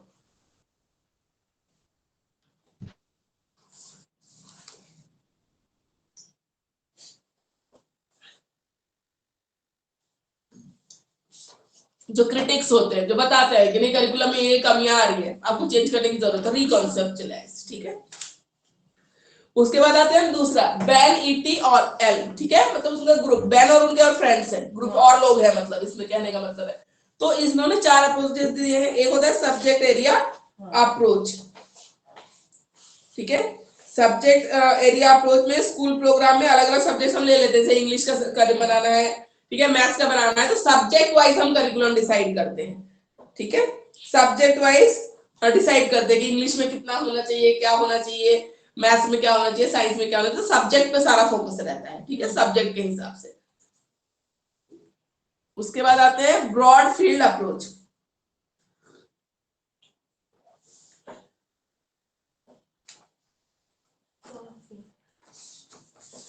ब्रॉड फील्ड अप्रोच में ना हम किसी करिकुलम जब बनाते हैं खाली सब्जेक्ट पे नहीं फोकस करते, एक्स्ट्रा चीजों पे भी फोकस करते हैं, उससे बच्चों को ज्यादा नॉलेज मिलती है, ठीक है। जैसे रिप्रोडक्शन चैप्टर पढ़ा रहे हैं ना, तो कहीं एक्टिविटी या उसमें एक्स्ट्रा इंफॉर्मेशन की फॉर्म में आईवीएफ हो गया, टेस्ट ट्यूब बेबी, ये सब भी दे दिया, यानी कि खाली सब रिप्रोडक्शन पढ़ा रहे तो उसी में फोकस कर, उसी की डिटेल में जा रहे, एक्स्ट्रा भी ब्रॉड स्पेक्ट्रम, ठीक है, एक्स्ट्रा नॉलेज प्रोवाइड करना।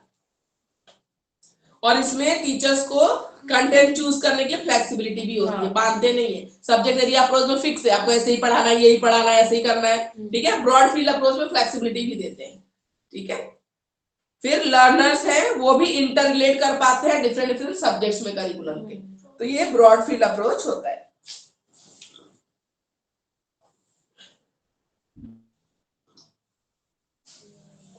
ब्लेंड कर सकते हैं डिफरेंट नॉलेज को, ठीक है। जैसे यहाँ पे बीएड में आपको साइकोलॉजी भी पढ़ाई जाती है, फिलोसफी भी पढ़ाई जा रही है, ठीक है। जो फिलोसफी पढ़ा रहे हैं ना, 4 फिलोसफी पढ़ा दी, फर्स्ट ईयर में साइकोलॉजी पढ़ा दी, तो ब्लेंड है सारी चीजों का, तो ब्रॉड स्पेक्ट्रम लेके चल रहे हैं कि टीचर बनने के लिए आपको हर तरीके की नॉलेज की जरूरत पड़ेगी।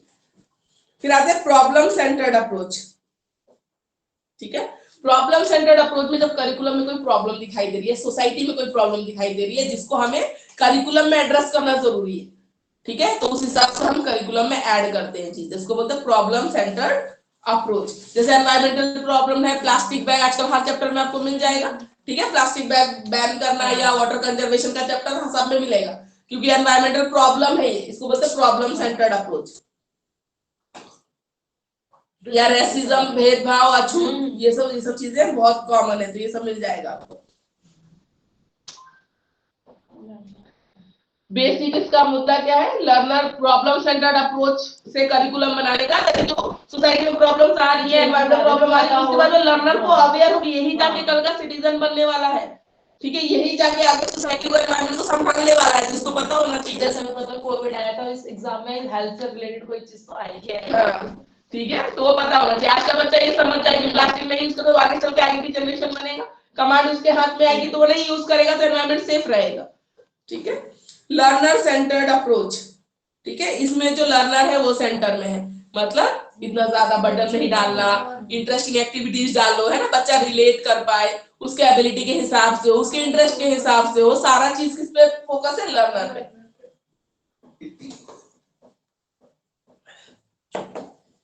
तो ये है डिफरेंट अप्रोचेस ऑफ करिकुलम। अब हिंदी की बुक दीजिए एक बार, देखे कहाँ क्या है क्या नहीं है।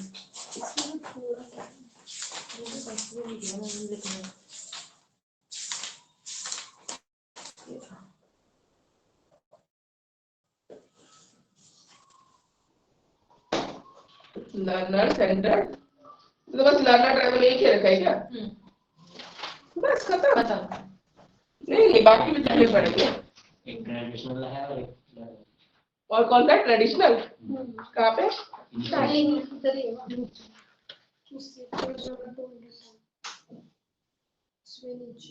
लर्नर ड्राइवर नहीं है, traditional and learner driver approach, ठीक है। तो ये लिखना पड़ेगा हिंदी वालों को, ठीक है, तो ये नोट कर लिया है सबने, ठीक है, ये आपको लिखना पड़ेगा, इतना छोटा लिखोगे अप्रोचेस तो नहीं काम चलेगा।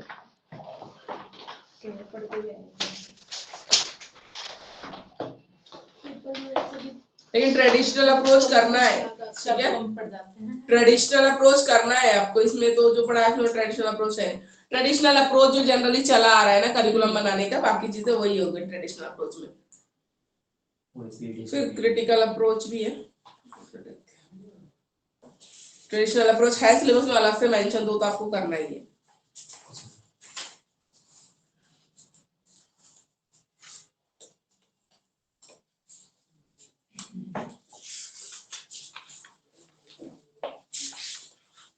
क्रिटिकल अप्रोच को बदल को देखते हैं, बाद में नहीं आएगा उसको डिस्कस करते हैं। क्रिटिकल अप्रोच रहेगा, बाकी आगे चलते हैं।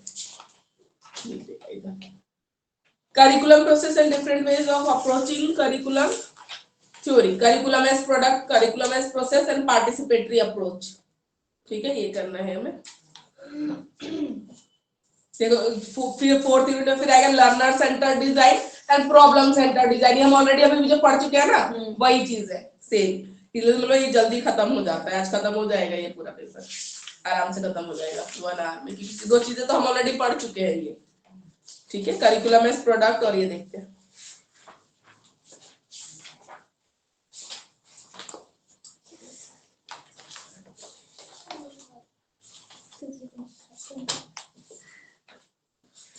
curriculum is as a process, as product,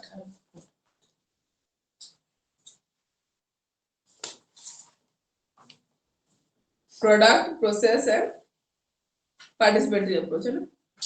यहाँ पे प्रोडक्ट एंड प्रोसेस दे रखा है, और थर्ड कौन सा है? प्रोसेस दे रखा, प्रिंसिपल दे रखा। हम्म, दो से नहीं प्रिंसिपल। वही तो।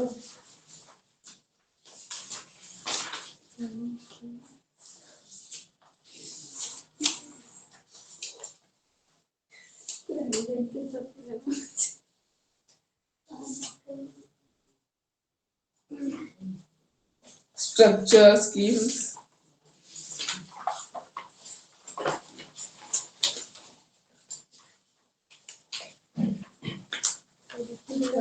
पढ़ के तो ऐसा लगता है हिंदी तो नजर ही आ रही है, समझ के आ रही है।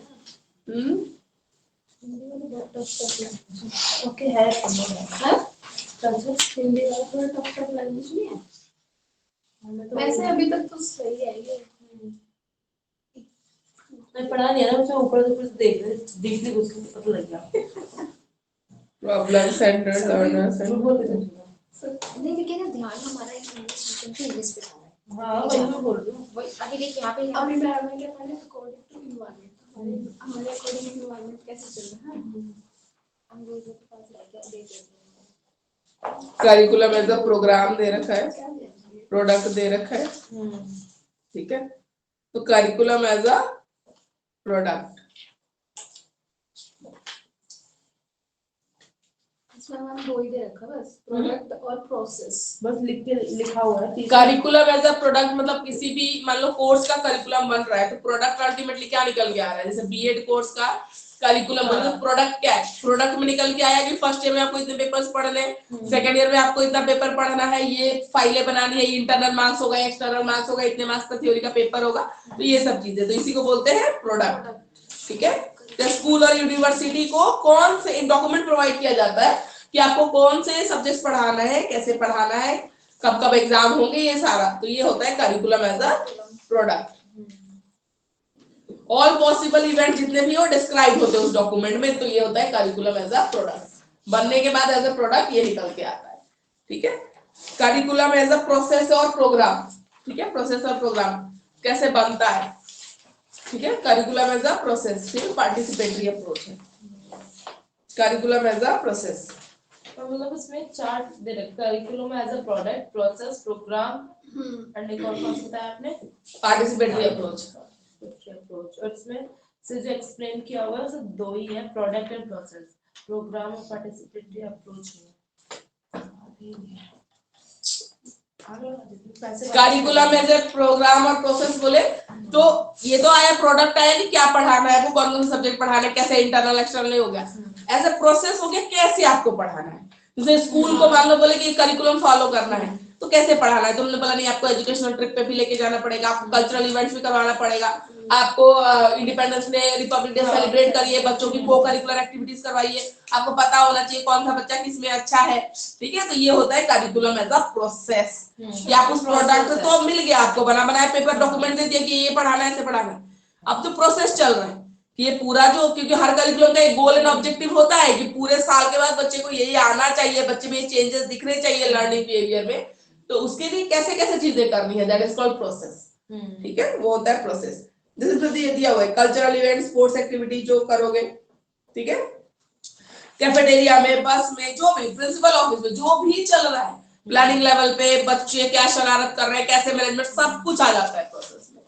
ठीक है, इसको बोलते हैं प्रोसेस। उसके बाद हम आते हैं पार्टिसिपेटरी अप्रोच, पर इसमें से नहीं रखा है, इसको देखेंगे। पार्टिसिपेटरी अप्रोच होता है जब करिकुलम में लर्नर इक्वली कंट्रीब्यूट करता है, पार्टिसिपेट करता है उसके गोल्स को अचीव करने के लिए, उसको बोलते हैं पार्टिसिपेटरी अप्रोच। ठीक है, तो इसमें डिटेल में नहीं दे रखा, तो इसको देखेंगे हम कहाँ से करेंगे। इंग्लिश वाली बुक में भी नहीं है, हिंदी में देखा पार्टिसिपेटरी अप्रोच नहीं रखा, पर सिलेबस में है, सिलेबस में है आपके पार्टिसिपेटरी अप्रोच। ठीक है, तो ये देखते हैं। अगर नहीं होगा तो मेरे पास नोट्स होंगे तो मैं फोटो क्लिक करके भेजूंगी, फिर मैम से भिजवाऊंगी मैं आपको, क्योंकि ना हिंदी में ना इंग्लिश में तो कहीं तो चाहिए ना। ठीक है, उसके बाद आते हैं यूनिट 4 पे। एक दो टॉपिक जो आपको नहीं मिले, क्रिटिकल अप्रोच नहीं मिल रहा है मुझे बुक में कि यहाँ कहाँ दिया हो, मैं समझा तो दूंगी पर नोट्स वाइज यहाँ पे नहीं, यहाँ पे है, हिंदी में दे रखा है नहीं है ना, तो ये दोनों चीजें मैं आपको प्रोवाइड कराती हूँ, मैं प्रोवाइड कराती हूँ आपको। ठीक है, करिकुलम डिजाइन मॉडल्स। ठीक है, यूनिट 4 पे आ जाइए। Unit 4 online student, unit 4। ठीक है, यूनिट 4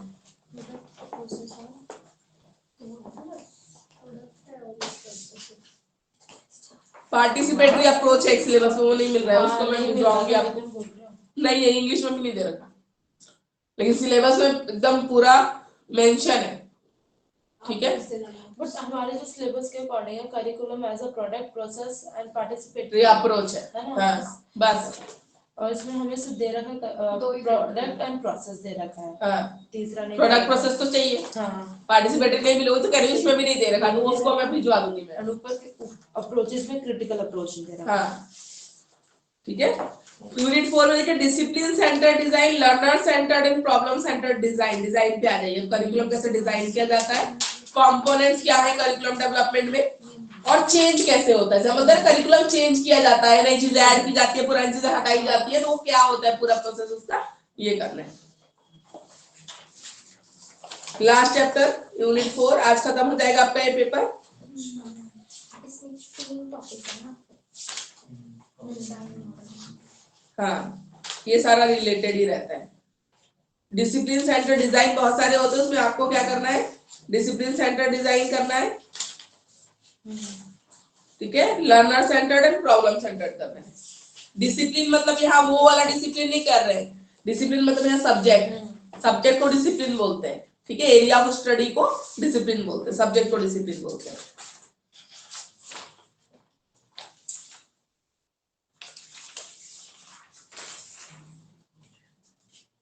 इन्होंने अप्रोच पे ही दे रखा है, वो अलग से कहाँ दे रखा है, उसी को दे रखा है। होता तो वही चीज है, लेकिन यहाँ नहीं दे रखा है, वही दे रखे, वही अप्रोच में जो दे रखा है ना वही होता है, चलो होता वही है।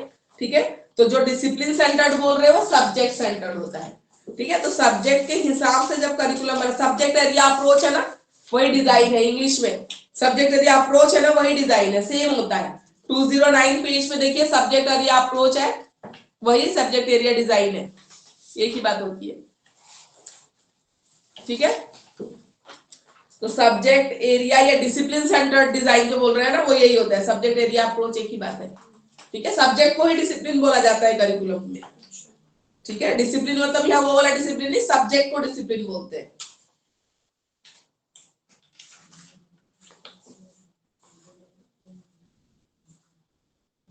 तो ये अभी जो मैंने आपको बताया सब्जेक्ट में कैसे कौन से चैप्टर्स कब डालने हैं, एक दूसरे से लिंक, जैसे बोला 10th में ट्रिग्नोमेट्री पढ़ाई जाती है तो ट्रिग्नोमेट्री से रिलेटेड न्यूमेरिकल 10th में ही होता है, 9th में नहीं होता।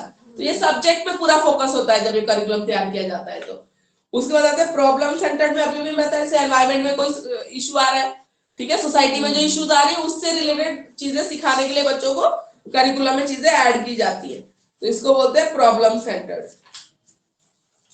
उसके बाद आते हैं लर्नर सेंटर्ड, अभी भी हमने बोला उसकी एबिलिटी के हिसाब से, इंटरेस्ट के हिसाब से वैसे एक्टिविटीज प्रोवाइड करो करिकुलम में ताकि उसको समझने में आसानी रहे। तो ये है डिफरेंट डिफरेंट डिजाइन मॉडल। उसके बाद हम आते हैं components required in curriculum development. Components फिर करिकुलम चेंज करना है। ये तीनों मिल गए ना आप लोगों को हिंदी में? यस मैम मिल गए। दो तो मिल गए। समस्या केंद्रित और तीसरा कौन से पेज पे है? अनुशासन केंद्रित देखना। Components of curriculum design English में 223 पे। तीनों है देखना। तीनों है। तीनों है ठीक है, छोटे छोटे ये तीनों है। एंड अभी हम क्या कर रहे हैं, कंपोनेंट ये है।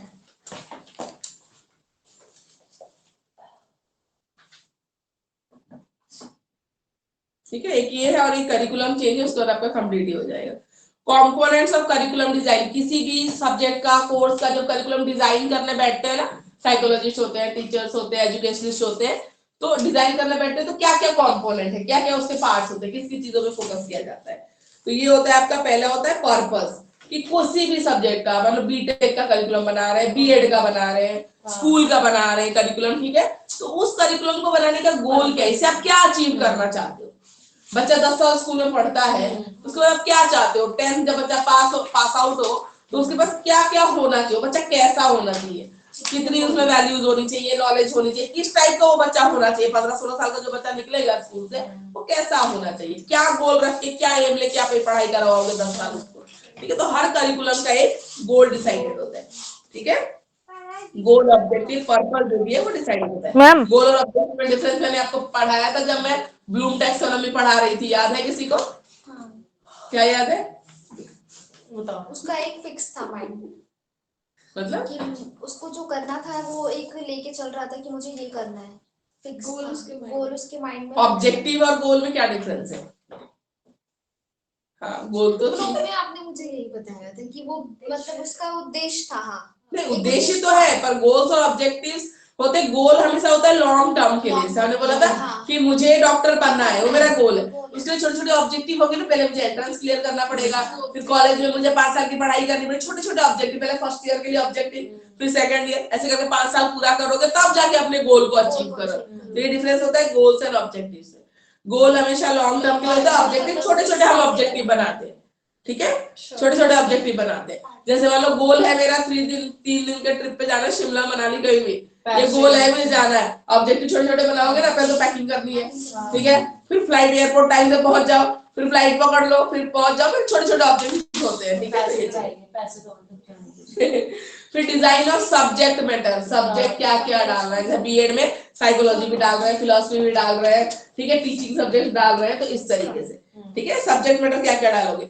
Implementation of the learning experience, कैसा लर्निंग एक्सपीरियंस होना चाहिए, एक्सपीरियंस होता है प्रैक्टिकली आप क्या चाहते हो बच्चे क्या करें पढ़ने के अलावा, सब्जेक्ट मैटर के अलावा।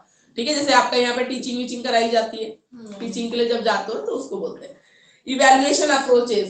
अब बच्चे ने पढ़ लिया, गोल भी हो गया, कंटेंट भी हो गया, सब हो गया, प्रैक्टिकल भी, क्या एक्टिविटीज भी डिसाइड हो गई। इवैल्यूएशन अप्रोच, इवैल्यूएशन कैसे करोगे बच्चे का, रिटन टेस्ट लोगे, ओरल लोगे, एक्टिविटी बेस्ड लोगे, क्या करोगे। आजकल तो मार्क्स का इतना डिस्ट्रीब्यूशन हो गया, 5 नंबर अटेंडेंस में, इसमें उसमें, पोर्टफोलियो, बहुत सारा डिस्ट्रीब्यूशन हो गया है। ठीक है, तो इवैल्यूएशन अप्रोचेस क्या रहेंगे आपके।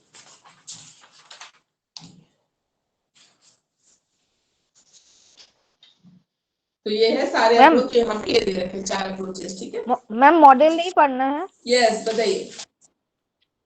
बोले जी हाँ? मॉडल नहीं पढ़ना, मॉडल जो है मॉडल नहीं, आपके मॉडल। सिलेबस में मॉडल नहीं दिया हुआ। Okay ma'am. ठीक है, सिलेबस में जो है हम वही कर रहे हैं, कंपोनेंट्स कर रहे हैं, तो हम कंपोनेंट्स कर रहे हैं। तो कंपोनेंट्स यही 4 होते हैं, इसको डिटेल में लिखने हैं। ठीक है, उसके बाद आता है करिकुलम चेंज। मैम मॉडल्स में जो ये दिया हुआ है ये हमें बिल्कुल नहीं करना। कहाँ हुआ, सिलेबस में दिया हुआ मॉडल जो ये दिया हुआ है ये करिकुलम डिजाइन मॉडल की जो 3-4 करना है, तो बता तो दिया मैंने, उसी को तो डिटेल में करना है। मॉडल मॉडल वही तो मॉडल है, discipline centre design model, learner centre design model, या तो हमने अभी डिस्कस ऑनलाइन स्टूडेंट जिसने भी पूछा था, अभी अभी डिस्कस किया है वो तीनों मॉडल्स। जो सिलेबस में वो मॉडल तो करना है, मुझे लगा आप एक्स्ट्रा कुछ बोल रहे हो, वो तो मॉडल कर लिया है ना डिस्कस। Okay ma'am. प्रॉब्लम ठीक है, वो मॉडल्स तो हम कर ही रहे हैं डिस्कस। ठीक है, वो तो हमने किया ना। डिसिप्लिन सेंटर्ड मतलब सब्जेक्ट सेंटर्ड, याद रखना। मैम जो ये 4 कंपोनेंट्स है, पहला तो ये उद्देश्य निर्माण वाला हो गया, ठीक है, फिर मूल्यांकन वाला हो गया, दूसरे 2 कौन सा बताया अभी आपने? किसमें? ये वाला कंपोनेंट में। हाँ। पहले तो गोल्स एंड ऑब्जेक्टिव्स हो गया, कंटेंट हो गया, ठीक है, लर्निंग एक्सपीरियंस हो गया और इवैल्यूएशन हो गया, 4। हाँ ये ना, ठीक है, सारे दे रखे हैं इसमें, 5 दे रखे हैं। उसके बाद आते हैं करिकुलम चेंज। है कितना बड़ा दे रखा है, करिकुलम ये चेंज। वाला बड़ा दे रखा है, हाँ भाई पहला वाला छोटा है, क्योंकि पहले वाले को थोड़ा और अच्छे से हाँ एक्सप्लेन होना चाहिए, तो बहुत सारे टॉपिक्स। करिकुलम चेंज, अब हमने बोला ना करिकुलम चेंज करने की जरूरत क्यों पड़ती है, ठीक है, जैसे सोसाइटी में नीड है चीजों को, ठीक है, या आउटडेटेड हो रहा है, कुछ नई चीजें आप ऐड करना चाहते हो, नई इंफॉर्मेशन ऐड करना चाहते हो, ठीक है, तो करिकुलम चेंज होता है। कुछ सब्जेक्ट्स या उसकी नीड अब पहले जितनी थी अब नहीं है, नए सब्जेक्ट्स की इंपॉर्टेंस आई है, उसको ऐड ऑन करना चाहते हो, कुछ प्रॉब्लम है जिसको हाईलाइट करना चाहते हो, ठीक है, तो इन सब चीजों की वजह से क्या होता है, करिकुलम चेंज किया जाता है, ठीक है।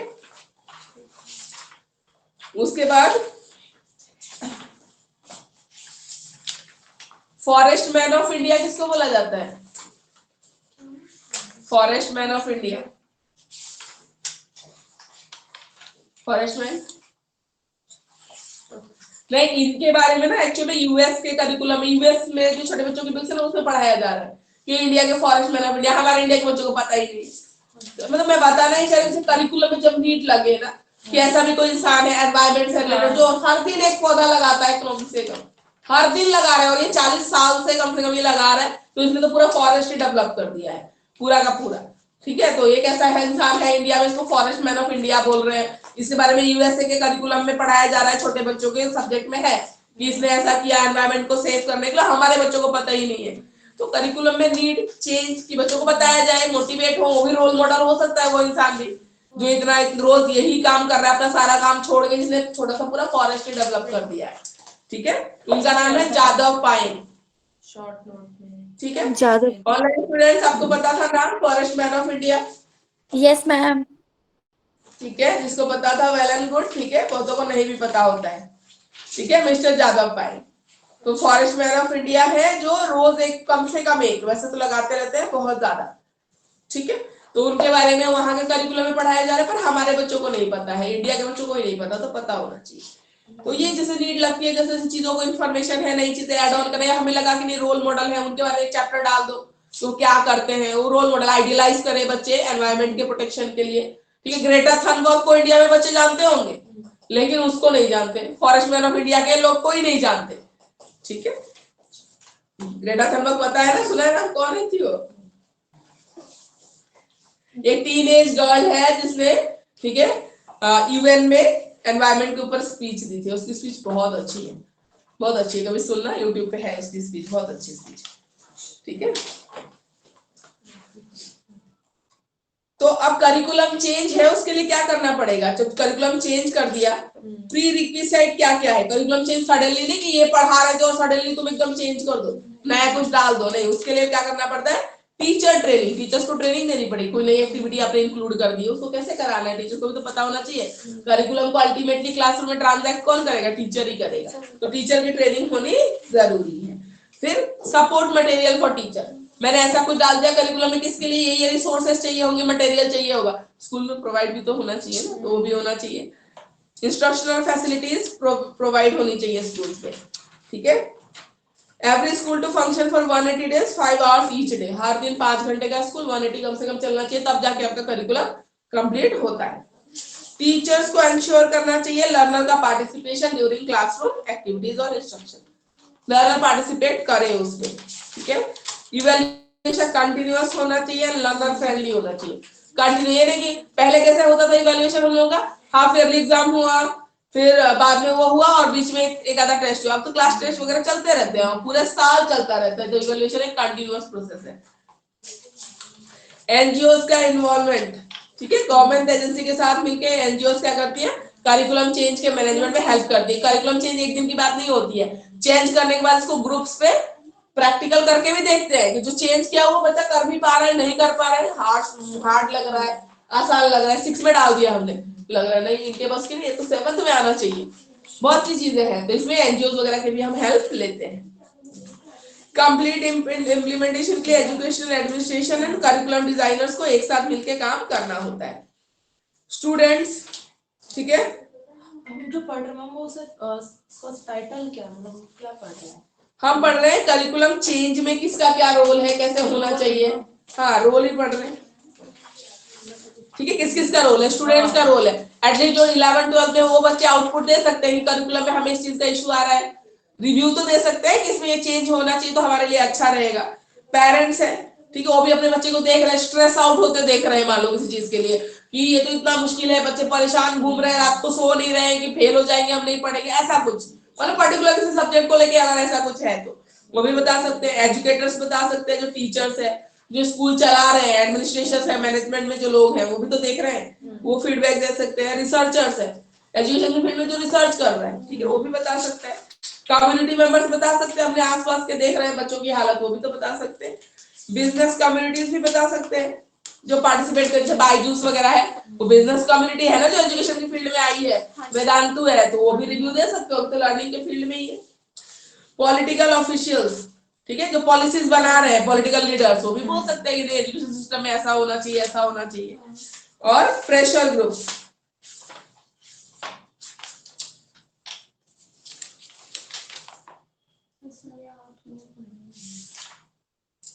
प्रेशर ग्रुप्स मतलब मान लो मैं कोई चेंज चाहती हूँ सोसाइटी में, तो लोग मिलके प्रोटेस्ट कर रहे हैं कि नहीं इस चीज को डालो या इस चीज को हटाओ, तो भी करिकुलम में इफेक्ट आता है प्रोटेस्ट ग्रुप।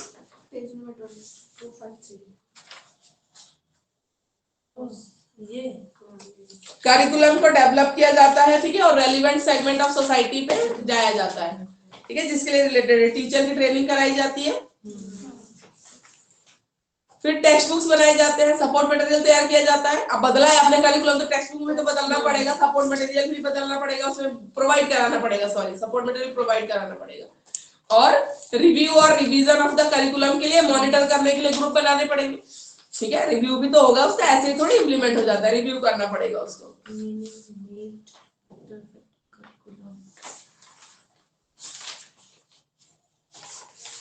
ठीक है, तो हमने बोला कि इनसे करिकुलम बन जाता है, उसको छोटे ग्रुप पे टेस्टिंग होती है, फिर बड़ी क्लासरूम में, फिर स्टेट लेवल पे, फिर बहुत सारे नेशनल लेवल पे अलग अलग स्कूलों में अलग अलग उसमें होती है टेस्टिंग। जब फाइनलाइज हो जाता है कि आउटकम सही आ रहा है, तब जाके कोई चेंज होता है। बहुत लंबा प्रोसेस होता है, एक दिन का प्रोसेस नहीं है कि एक दिन हमने उठाया, मैंने बोल दिया और चेंज हो गया, ऐसा नहीं होता है।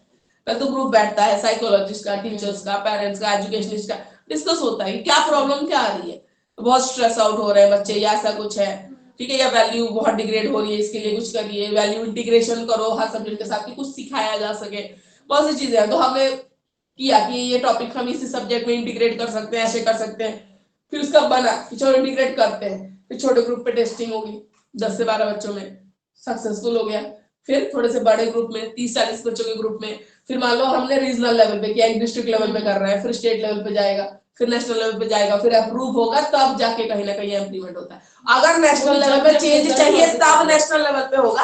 अगर स्टेट लेवल में मान लो स्टेट का कोई मान लो फ्रीडम फाइटर है, ठीक है, और बुक्स में उनके बारे में नहीं पढ़ाया जा रहा है, पर स्टेट के लिए बहुत उन्होंने काम किया था, और हमें लगता है कि बच्चों को जानना चाहिए, अपने स्टेट के फ्रीडम फाइटर के बारे में जानना चाहिए। होते हैं स्टेट लेवल के फ्रीडम फाइटर्स जो बाकी नहीं जानते, पर वहां के लोग जानते हैं, ठीक है, तो फिर वो टेस्टिंग स्टेट लेवल पे ही होगी। स्टेट लेवल के करिकुलम में चेंज करना है तो स्टेट लेवल पे होगी, अगर नेशनल का करना है तो फिर नेशनल लेवल पे टेस्टिंग होगी, उसको बोलते हैं टेस्टिंग या पायलट सेशन उसको बोलते हैं, ठीक है, जो टेस्टिंग चल रही होती है उसके बाद जाके इम्प्लीमेंट होता है, ठीक है। तो इतना आसान नहीं होता, एक दिन में करिकुलम चेंज नहीं होता।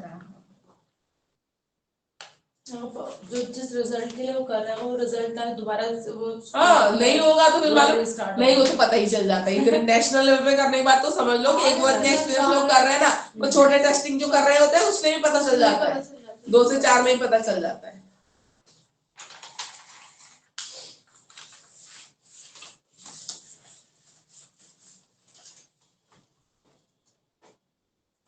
मेरा करिकुलम चेंज फिर से दे दिया है।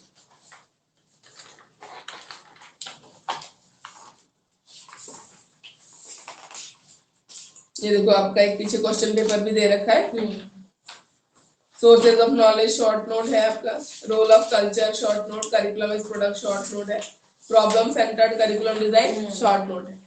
फिर नोइंग, डिफरेंस बिटवीन नॉलेज तो बताया था मैंने, ठीक है, ये तो आएगा आपके लॉन्ग क्वेश्चन में है। Knowledge construction, role of teacher in knowledge and knowing.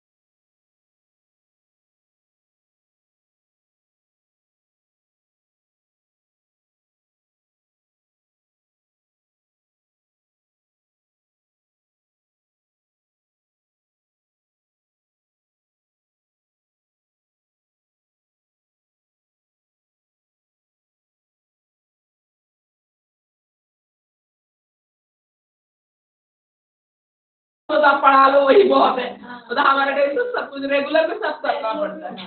जब आप पढ़ा रहे होते हो ना, जब एग्जाम होता है बाद में आता है इवैल्यूएटर, लेसन प्लान पीछे पढ़ा रहता है, उसमें फीडबैक लिख के जाता है, वो देखता है लेसन प्लान आपने से तैयार किया, इस टॉपिक पर ये पढ़ा, पता चला वहाँ पे कुछ और, आप कुछ और पढ़ा रहे हो, बस गया तो खत्म, आपकी प्लानिंग जीरो हो जाएगी। हम जो अपने ये वाला कर रहे हैं हरियाणा से, इसमें भी सेम होगा या फिर इसमें नहीं? हमारा तो आई थिंक मेरे को आपका मेरा पढ़ा लो वही बहुत है जाके क्लास में, इतना सब कुछ नहीं है होता ना, इसमें रेगुलर में होता है। मैं आपको बता रही हूँ क्या क्या होता है, कैसे मेरी होता है। फ्रेंड है ना, वो गई थी तो उसके साथ ऐसा नहीं था, वो नॉर्मली गए थे पढ़ाया नहीं तो यहाँ पे तो यही करोगे ना, यहाँ से करो जो रेगुलर होते हैं रेगुलर वालों को डेली बेसिस पे कुछ ना कुछ होता ही रहता है। हमारा तो उसमें रेगुलरली शो होता है ना, क्योंकि जैसे आपको जाके बच्चों को एक्टिविटी करानी है ना, ऐसे आपको करना पड़ता है, आपको सिखाया जाता है, तुम करोगे तभी जाके करवाओगे। योगा सेशन वगैरह टीचर्स होता रहता है, कुछ ना कुछ एक्टिविटी आज फूड स्टॉल लगाओ, दिवाली फेस्ट आ गया, जैसे स्कूल में होता रहता है ना, ऐसे करना पड़ता है, पूरा सारा नहीं चलता है। आज ये चार्ट बना लो, कल वो चार्ट बना लो, कल ये ग्रुप पढ़ा लेगा, कल वो ग्रुप पढ़ा लेगा, माइक्रो टीचिंग ये वो। होता है ना कि हाँ बिल्कुल, कैसे करना है, फिर एक हेजिटेशन। माइक्रो टीचिंग वाला सेशन तो मैं कराती हूँ, क्लास में बोल देती हूँ, बच्चे को जो इंटरेस्टेड होते हैं वो आते, पढ़ाने का तो मैं कराऊंगी यहाँ पे माइक्रो टीचिंग।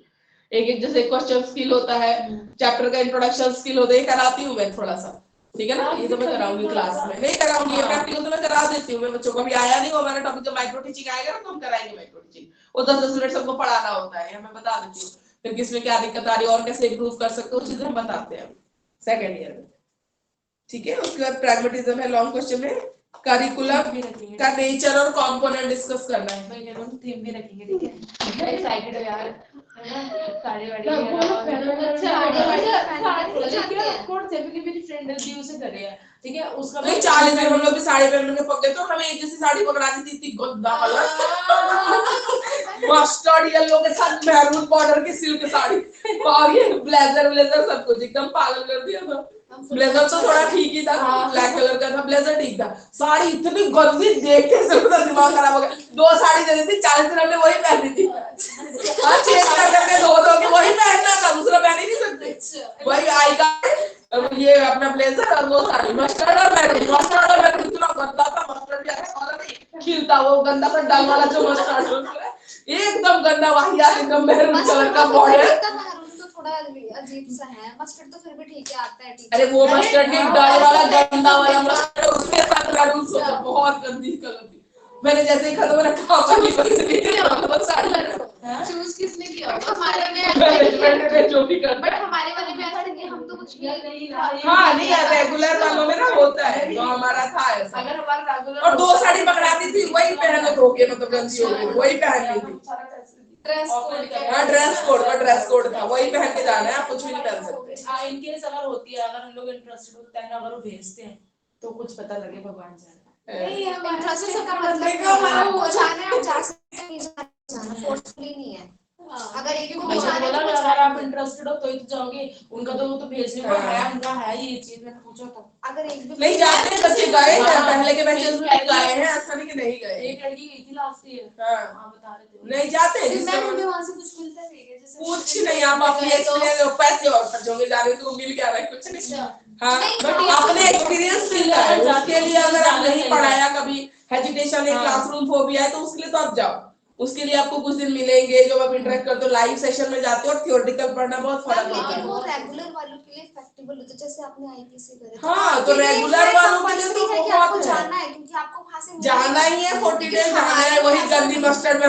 वाली गाड़ी पहन के ही जाना है। हमारा है ना, हमारे में ऐसा कोई कंपलसरी नहीं है, वो सिर्फ हमारा मतलब है, क्योंकि हम तो हरियाणा नहीं जा रहे, ये तो हमारे हरियाणा का यूनिवर्सिटी डिपेंड करता है ना, तो पहले जब कोर्स चूज करते तब कि आपको रेगुलर पढ़ना है, डिस्टेंस में पढ़ना है, भाई ना उसकी इंस्टाग्राम स्टोरीज की भी पता चलता है कि ये यार शेट्टी ऐसे जा रही है, मैं यही संडे में क्लास में हम जैसे वायरल कम्युनिटी वाला रूल आता है ना कि चाहे रोज साड़ी पहन के, नहीं तो फिर रेगुलर में तो बहुत सी चीजें होती है, माइक्रो टीचिंग का सेशन में कराती हूँ, वो मैं करा दूंगी आप लोगों को, माइक्रो टीचिंग का सेशन ड्रेस कोड भी रख देना, मैं उस दिन साड़ी पहन लेना उसे, यही तो मैंने बोला कि थीम भी रखेंगे, मैं वहां पे साड़ी पहन के, हाँ यार एटलीस्ट एक फोटो तो सही बात है, हाँ फोटो खींचेंगे माइक्रो टीचिंग सेशन की, एटलीस्ट वाइब तो आनी चाहिए, हाँ यार हम कल को टीचर बनेंगे, वैसे पढ़ाओगे तो स्किल दूंगी, उसी के बेस पे छोटा क्योंकि ग्रुप में हमारे इंसल्ट ना हो। नहीं ये तो मैं बता देती हूँ, जब माइक्रो टीचिंग वाला टॉपिक आएगा ना, उसके पहले 1 वीक पहले मैं आपको टॉपिक भी दे दूंगी, किस टॉपिक पे लेसन प्लान बनाना से नींद नहीं आएगी, हाँ है, यहाँ पे पढ़ाना है सबको। बिलीव नहीं करोगी, मेरे साथ 2 ही फ्रेंड की शादी थी, जिसके लिए मैंने 4-5 साड़ियाँ खरीदी थी कि मैं बीएड करी तो जरूरत पड़ी, ब्लैक कलर की जॉर्जेट में, सिल्क में, हल्की प्रिंट में, भारी प्रिंट में, ब्लाउज फुल सारी वैरायटी है मेरे पास, मौका ओकेजन चाहिए इसको।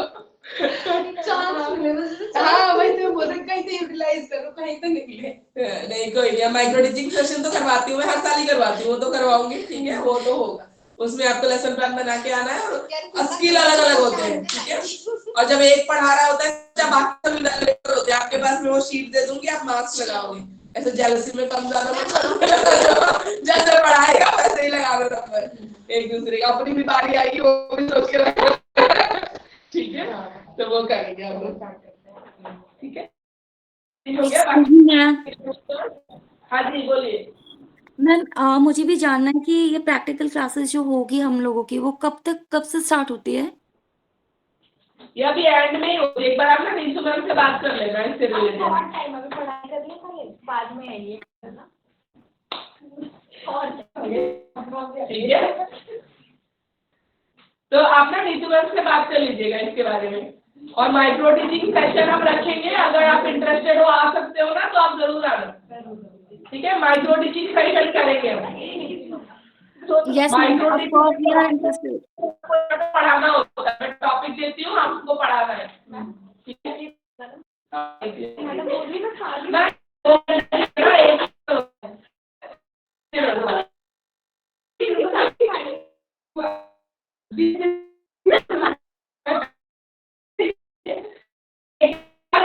पहले से बता दूंगी, अगर आप करते हो तो जाना, ठीक है।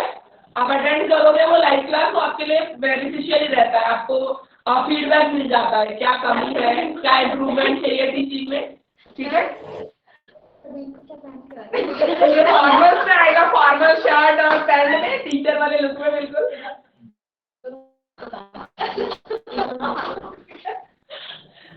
मैम जब भी जो टीचिंग है आपका सेशन स्टार्ट होगा, तो प्लीज इन्फॉर्म कीजिएगा। बिल्कुल, मैं 1 वीक पहले दूंगी क्लास में, ठीक है, तो आप आइएगा, उसके लिए मैं टॉपिक भी दूंगी प्लान बनाने के लिए, lesson plan. Okay ma'am, thank you.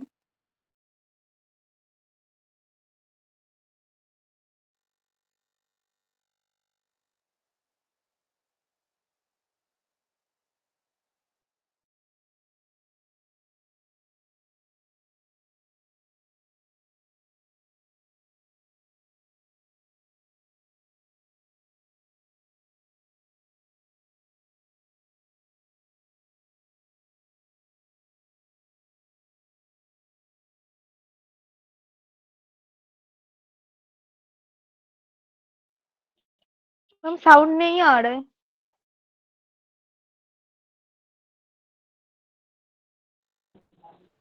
Ma'am, ma'am, your voice. अब आ रही है वॉइस क्लियर? Yes ma'am. तो ये आपका खत्म होता है यहीं पे, क्रिटिकल अप्रोच और पार्टिसिपेटिव अप्रोच मैं बता देती हूँ, ठीक है। लेकिन इंग्लिश बुक में मैं कोशिश करूंगी, मेरे पास बुक्स होती है, उसमें से मैं आपको प्रोवाइड करा दूँ। और स्क्रीन वाली बुक है ना, Ma'am, your voice is not clear. हाँ जी बोलिए, क्या बोल रहे Your हैं? voice is not clear. Voice is not clear? Yes, ma'am. Voice बिल्कुल नहीं आ रही है क्या? नहीं, ब्रेक होके आ रही है। ब्रेक होके आ रही है? जी, समझ में नहीं आ रहा कुछ भी आप क्या बोल रहे हो। चलो बुला लो। मैम पेपर हाँ जी। 1 का सारे क्वेश्चन बता दीजिए। यूनिट 1, हाँ, यूनिट 2, अभी यूनिट वही 3 और डिस्कस 4 करने का वाले हैं। क्वेश्चन बता दीजिए हाँ, प्लीज। अभी अभी डिस्कस करते हैं voice.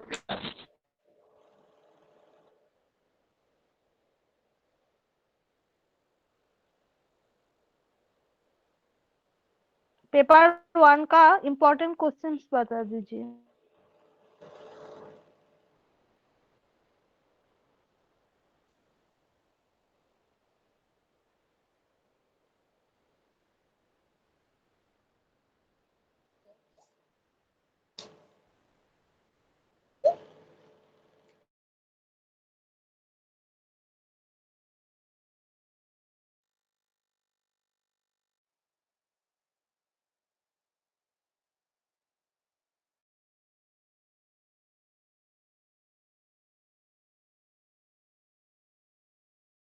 Am I audible?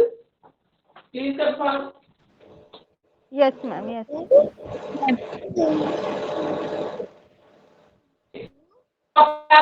Ma'am paper 1 का क्वेश्चन इम्पोर्टेंट क्वेश्चन बता दीजिए। दो टॉपिक है जो बुक में नहीं है ना, हिंदी की बुक में है ना इंग्लिश की बुक में है, but it's in your syllabus. ठीक है, एक टॉपिक है आपका पार्टिसिपेटरी अप्रोच है, एक है क्रिटिकल अप्रोच। ठीक है, पार्टिसिपेटरी अप्रोच होता है जिसमें लर्नर बराबर से पार्टिसिपेट कर पाए जिस करिकुलम में, that is called participatory approach. ठीक है, क्रिटिकल अप्रोच होता है जो हम प्रॉब्लम सेंटर्ड अप्रोच की जो बात कर रहे हैं, क्रिटिकल एनालिसिस। ठीक है, जिस क्रिटिकल सेंटर्ड अप्रोच में हम देखते हैं कमियां क्या क्या है करिकुलम में और उसको चेंज करने के लिए। ठीक है, तो उसको बोलते हैं क्रिटिकल सेंटर्ड अप्रोच। अब ये दोनों अप्रोचेस ना मेरी बुक्स है उसमें दी हुई होंगी, मेरे पास और भी बुक्स रहती है ऑथर्स की, तो मैं ट्राई करती हूँ, वहां पे मिलेगा तो मैं आपको सेंड कर दूंगी, मैं ये कह रही हूँ। ठीक है, ठीक, ओके मैम। ठीक है, ओके ओके। उसके बाद आते हैं इस पेपर के इंपॉर्टेंट क्वेश्चंस पे, लॉन्ग एंड शॉर्ट पे। ठीक है, उसको ध्यान से सुन लीजिए आप लोग। ठीक है, क्वेश्चन आंसर डिस्कस कर रहे हैं वो देख लीजिए आप। ये पहला जो टॉपिक है सिलेबस निकाल लीजिए पहले। ठीक है, सिलेबस निकाल लीजिए, फिर उसमें लिखते जाइएगा लॉन्ग शॉर्ट जैसे भी होगा। ठीक है, पहला जो टॉपिक है आपका meaning of knowledge and knowing, kinds of knowledge, sources of knowledge and methods of acquiring knowledge. तो सबसे पहले तो ये जो सोर्सेज एंड मेथड्स होता है ना वो सेम ही होता है, इसका इसमें छाप दो या इसमें छाप दो, तो अलग से पढ़ने की जरूरत ही नहीं है। ठीक है, सोर्सेज एंड मेथड्स बिल्कुल सेम होते हैं। तो meaning of knowledge and knowing, अब इसके साथ आपको काइंड पूछ सकता है, काइंड ऑफ नॉलेज या सोर्सेज ऑफ नॉलेज पूछ सकता है, और ये आएगा लॉन्ग क्वेश्चन। ठीक है, ये आएगा लॉन्ग क्वेश्चन। तो मेथड और सोर्सेज सेम होते हैं, अगर सोर्सेज पढ़ लिया तो मेथड पढ़ने की जरूरत ही नहीं है, आप इजीली क्रॉस लगा सकते हो उसको। ठीक है ऑनलाइन स्टूडेंट? Yes ma'am. हाँ, सोर्सेज एंड मेथड सेम होते हैं, तो अगर आप सोर्सेज कर लोगे तो मेथड्स एज इट इज उसमें लिख सकते हो, तो अलग से पढ़ने की जरूरत नहीं होती है। और ये आता है आपका लॉन्ग क्वेश्चन। ठीक है, उसके बाद आता है डिस्टिंक्शन बिटवीन। डिस्टिंक्शन बिटवीन जो है इंफॉर्मेशन नॉलेज हो, बिलीफ एंड ट्रूथ हो या रीजनिंग एंड एनालिसिस हो, ये आएगा आपका शॉर्ट नोट में, ये लॉन्ग में नहीं आता। ये आएगा जो डिफरेंस लिखने को आएगा, डिस्टिंक्शन और डिफरेंस, ये आएगा शॉर्ट नोट में। ठीक है, फिर आते हैं relative roles of knower and known in knowledge transmission and construction. ठीक है, ये आता है लॉन्ग में। Contribution of teacher in assimilation and dissemination of information and knowledge, ये भी लॉन्ग में आ सकता है। ठीक है, कुछ नहीं है पर पढ़ोगे ना एकदम आसान है, लॉन्ग में आता है। ठीक है, टीचर कहाँ से नॉलेज इकट्ठा करेगा और कैसे ट्रांसफर करेगा लर्नर को, ये है सेकंड वाला। तो ये दोनों ही लॉन्ग में है। उससे पहले डिस्टिंक्शन शॉर्ट में, वो लॉन्ग में करने की जरूरत नहीं, वो शॉर्ट में ही आता है। सेकंड यूनिट पे आते हैं, ये जो डिफरेंसेस है local, universal, concrete, absolute, theoretical, ये सब शॉर्ट नोट है, सब शॉर्ट नोट है, लॉन्ग नहीं है। शॉर्ट है, 4 मार्क्स के हैं, तो इसको आप पढ़ लेना। School and out of school तक ये सब शॉर्ट नोट है। ठीक है, role of culture in knowing, ways of knowledge rendered into action, emerging problems related to knowledge, ये सारा ना एक में ही मिक्स करके लॉन्ग क्वेश्चन आ जाता है। ठीक है, ये लॉन्ग क्वेश्चन आएगा। कल्चर एंड नॉलेज जो हेडिंग है वो लॉन्ग क्वेश्चन है। फिलॉसफीज में Samkhya Vedanta very very important, idealism, naturalism, pragmatism, existentialism इतना इंपॉर्टेंट नहीं है, आप बस रीड करके चले जाओगे तो भी चलेगा, नहीं आता है इतना, बहुत मुश्किल है। एग्जिस्टेंशियलिज्म शॉर्ट में पढ़ लोगे तो भी चलेगा, एग्जिस्टेंशियलिज्म शॉर्ट में पढ़ लेना, इसको लॉन्ग में करने की जरूरत नहीं है। लॉन्ग में जो करोगे Samkhya Vedanta, idealism, naturalism, pragmatism. Idealism, naturalism, pragmatism में भी जो सबसे इंपॉर्टेंट है वो है आइडियलिज्म, नेचुरलिज्म, ये दोनों ज्यादा इंपॉर्टेंट है। ठीक है, अब इसके बाद सिलेबस में नहीं दिया हुआ पर वहीं पे लिख लीजिए आप, गांधी और टैगोर, इन दोनों की फिलॉसफी ऑफ एजुकेशन पढ़ना है आपको। पूछते हैं आइडियलिज्म पूरा का पूरा गांधी जी का आप लिख सकते हो, लेकिन थोड़ा बहुत पढ़ना, बुनियादी शिक्षा और ये वो बताया था मैंने लास्ट क्लास में, आप लोग आए नहीं थे। और टैगोर वाले में तो पूरा नेचुरलिस्टिक आप लिख सकते हो, पूरा नेचुरलिज्म पूरा आप टैगोर के नाम पर लिख दोगे तो भी एक नंबर नहीं कटेगा। ठीक है, और गांधी जी का थोड़ा सा वर्धन, एजुकेशन, बुनियादी शिक्षा, ये सब लिख देना। ठीक है, सब पढ़ा तो था फर्स्ट ईयर में, वो वाले पेपर में, सेकंड वाला जो पेपर था हमारा, ठीक है, उसमें पढ़ा हुआ था, वर्धा स्कीम ऑफ एजुकेशन पढ़ा था ना, वो सब लिखना थोड़ा सा। और टैगोर के लिए तो पूरा पूरा नेचुरलिज्म छाप दोगे तो भी एक भी नंबर नहीं कटेगा, लेकिन थोड़ा सा बैकग्राउंड बता देना, जैसे गांधी जी के लिख लो तो गांधी जी कौन थे, ठीक है, थोड़ा टैगोर कौन थे, क्यों उनकी थिंकिंग नेचुरलिज्म वाली हो गई, क्योंकि उनको टीचर ने मारा तो वो खुद ही जंगलों में भाग गए थे, वो कभी स्कूल गए नहीं, ठीक है, उन्होंने नेचर में ही रह के सब कुछ सीखा, इसलिए उनकी थॉट कैसी हो गई, नेचुरल फिलोसफी वाली हो गई। तो ये दोनों ज्यादा इंपॉर्टेंट है, प्रैग्मेटिज्म पढ़ना पर ज्यादा इंपॉर्टेंट ये दोनों लॉन्ग में है, सांख्य वेदांता लॉन्ग में, आइडियलिज्म नेचुरलिज्म प्रैग्मेटिज्म लॉन्ग में, एग्जिस्टेंशियलिज्म शॉर्ट में कर लेना, ये आने के चांसेस कम है, लॉन्ग में ये नहीं आता होता है। करिकुलम की मीनिंग, नेचर, कंपोनेंट, ठीक है, प्रिंसिपल्स, बेसिस, ये सब मिला के लॉन्ग क्वेश्चन, ठीक है, सब मिला के लॉन्ग क्वेश्चन। अब इसमें क्या, इसमें फिक्स नहीं होता, कभी ये पूछता है कभी वो पूछता है, सब एक जैसे ही लगते हैं ना, तो इसीलिए इसमें ये भी लॉन्ग में आ जाता है, कभी कभी अप्रोचेस आ जाते हैं लॉन्ग में, कभी कभी ये करिकुलम एज प्रोडक्ट प्रोसेस है, कभी ये आ जाता है लॉन्ग में, मतलब दोनों लॉन्ग में आ सकते हैं। दोनों अप्रोचेस है मेनली, अप्रोचेस तो बहुत इंपॉर्टेंट है लॉन्ग में, approaches very very important long में करिकुलम के हिसाब से, और ये मीनिंग और प्रिंसिपल्स वगैरह भी पूछ लेते हैं तो वो भी लॉन्ग में है। ये प्रोडक्ट और प्रोसेस शॉर्ट में, ये शॉर्ट में ही लिख लो, ये नहीं आता लॉन्ग में, कब बहुत कम चांस है। प्रोडक्ट प्रोसेस, ठीक है, पार्टिसिपेटरी अप्रोच, ये शॉर्ट नोट में लिख लो, वो दोनों लॉन्ग में है। फिर इसमें आते हैं मॉडल्स में, मॉडल्स में discipline centre, learner centre, already आप जब यहाँ पढ़ लोगे लर्नर ड्राइवर वो उसी के जैसा है, ठीक है, प्रॉब्लम सेंटर डिजाइन, तो ये मॉडल्स इंपॉर्टेंट है लॉन्ग में, और करिकुलम चेंज लॉन्ग में, ठीक है, कंपोनेंट शॉर्ट में कर लो, या किसी के साथ ऐड होके आएगा तो आ जाएगा, अलग से तो नहीं आएगा कंपोनेंट कभी लॉन्ग में, ठीक है, किसी के साथ ऐड करके पूछ लिया तो पूछ लिया, 2 क्वेश्चन मार्क्स करके, कंपोनेंट अकेला लॉन्ग में नहीं आता है, ठीक है। मॉडल्स आएंगे लॉन्ग में, करिकुलम चेंज आ सकता है, अप्रोचेस आ सकते हैं, और ये आ सकता है प्रिंसिपल्स, बेसिस, ये सब मर्ज करके आएगा वो भी, ठीक है। प्रोडक्ट प्रोसेस आएगा,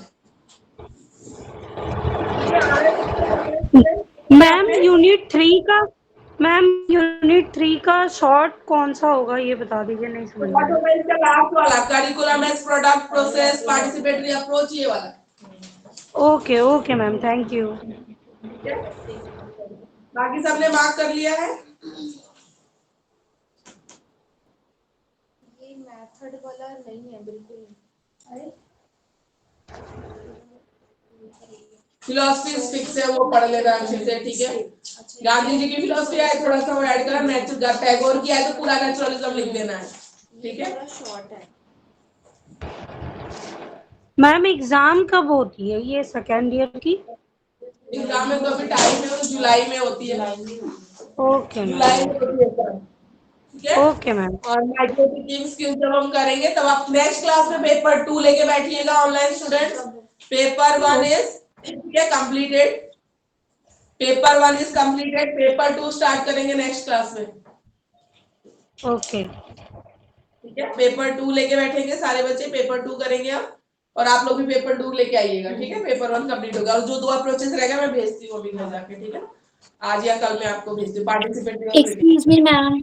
हाँ जी बोलिए। Could you please again tell the important questions from unit 1 to 4? Okay, from unit 1 1 you to 4 haven't unit, noted ma'am. down? Okay, unit 1 में जो पहला है ना, meaning of knowledge, knowing kinds of knowledge, sources of knowledge, तो उसमें बोला मैंने, अगर आप सोर्सेज कर लेते हो ना तो मेथड्स अलग से करने की जरूरत नहीं है, दोनों ही सेम होते हैं, ठीक है। तो मेथड्स को क्रॉस लगा दो, अगर सोर्सेज आप कर रहे हो तो ये पूरा लॉन्ग क्वेश्चन में आता है, ठीक है। Okay, ma'am. Sources of उसके बाद जो डिस्टिंक्शन बिटवीन है ना, ये सारे जो तीनों दे रखे हैं वो शॉर्ट नोट में है डिस्टिंक्शन, ये शॉर्ट नोट में। डिफरेंट वेज ऑफ नोइंग है, उसमें जो दोनों हेडिंग है वो दोनों ही लॉन्ग में आ सकते हैं, वो दोनों लॉन्ग में है,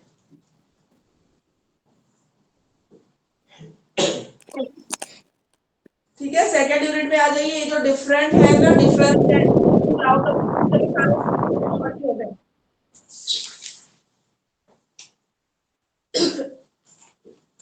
ठीक है। ये जितने भी डिस्टिंक्शंस है ना, ये सारे शॉर्ट नोट में है। Okay, ma'am. उसके बाद कल्चर एंड नॉलेज में ये तीनों पॉइंट्स दे रखे हैं ना, ये सब मर्ज करके एक साथ लॉन्ग क्वेश्चन में पूछ लेते हैं, कल्चर एंड नॉलेज।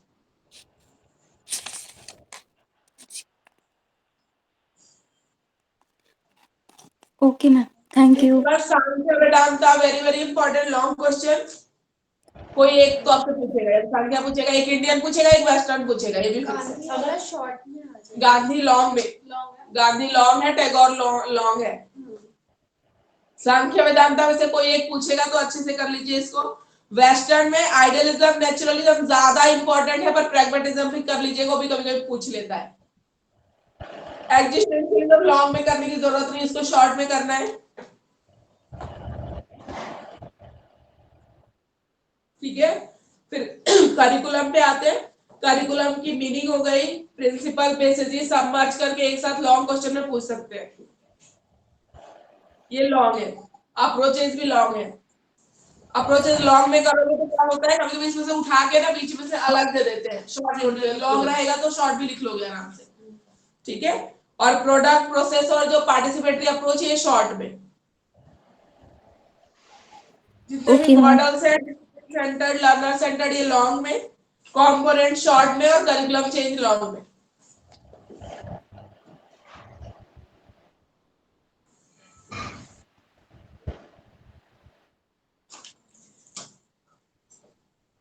ठीक है, Okay, ma'am. Thank you so much. Okay, ठीक है। तो नेक्स्ट माइक्रो टीचिंग वाली आज बात हुई है, तो आप लोग कोशिश करना ऑनलाइन स्टूडेंट जो आसपास रहते हैं ना, जो आ सकते हैं वो आ जाइएगा। ठीक है, जब हम कराएंगे बता दूंगी मैं, 1 वीक पहले बता दूंगी। वो तो महीने होगा ना अभी, वो तो यहाँ कराऊंगी ना मैं। तो महीने होगा ना हमारा। क्यों महीने एक्साइटमेंट जो खराब कर रही है। ऐसा कुछ नहीं है, पेपर में जब हमारा टॉपिक आ जाएगा तभी मैं करवा दूंगी। जब थ्योरी पढ़ाऊंगी उसके साथ ही प्रैक्टिकल होगा आपका। ठीक है, तो जब भी हो जाए। क्यों, उसमें क्या है, इतना क्या सोचना है। कुछ नहीं। स्किल्स सीख के जाओगे तो अच्छा रहेगा। ठीक है, आप आगे टीचिंग में जाओ, इंटरव्यू के लिए जाओ, डेमो लेते हैं, हाँ जी। तो आप स्किल्स को यूज करो, बहुत अच्छा डेमो जाता है। वो देखते हैं कि कितना आपको नॉलेज है, कैसे आप इंट्रोड्यूस कर रहे हो। ठीक है, जनरल तरीके से दुनिया की जाके क्लास में शुरू कर दे रहे कि today we are going to teach ये वाला टॉपिक, ऐसा नहीं, थोड़ा सा अलग तरीके से इंट्रोडक्शन, वो भी एक स्किल होती है, इंट्रोडक्टरी स्किल। माइक्रो टीचिंग में डिफरेंट स्किल्स पे काम करते हैं, क्वेश्चनिंग भी एक स्किल होती है। तो ये अलग अलग स्किल पे अलग अलग हम करेंगे। क्वेश्चन ही आया था बीट पेपर में, एक हिंदी में क्वेश्चन था कि वो टीचर ना उसको, मतलब उसका कहने का मतलब टीचर उसको बोल रहा है, बच्चे उसे लिख रहे हैं, तो उसको कौन सा वो डेवलप हो रहा है। मैंने कहा यार ये बड़ा श्रव्य हो रहा है या लेखन वाला हो रहा है। मैंने कहा टीचर बोल रहा है, तभी तो वो लिख पाएगा, बोले सुनेगा नहीं, लिख दिया मैं श्रव्य का, देखा जाएगा लेखन तो तभी होगा तो वो सुने। हाँ, लेखन लेखन कर रहा हूँ। लिस्टिंग पेपर के बारे में तो ये लेख वाला था वो। बताओ क्या बताऊँ, पेपर क्या था, अटेम्प्ट हुआ पूरा पूरा अटेम्प्ट नहीं हुआ है बस। अब तो ये का सीटेट का ऑनलाइन किसने दिया था, सीटेट का पेपर कैसा गया? वाली का काफी अच्छा है। टाइम मिनट्स देखो। Yes ma'am. तो मैं क्या करूँ, सर्कल दिया था, कैसा गया? हाँ मैम, दिया था मैंने। कैसा गया पेपर आपका? पता नहीं। तुम सही है, पता नहीं अब क्या यहाँ होगा। सारे बच्चे बोले प्राइज कम मिला, आपके साथ भी ऐसा है क्या? मेरा एसएसटी था मैम। मैम दिया था पेपर, लेकिन अपने ही सब एसएसटी में थोड़ा अच्छा नहीं गया। सीडीपी वगैरह तो बहुत अच्छा गया, बट एसएसटी में थोड़ा सा लैक हो गए। एसएससी वाला तो मोस्टली सही था। कोई बात नहीं, देखिए रिजल्ट आ जाएगा तो, और मैंने फिर से आप अटेम्प्ट कर सकते हैं। देखिए हो जाए तो अच्छा है, जिसका इस बार में हो जाएगा। एक जाट था, उसने क्या बोलते हैं कंपटीशन क्यों मेरे पड़ेगा, इंग्लिश जो और डेढ़ हिंदी में लाख भी के गड़बड़ रुपए। हुआ है मामला।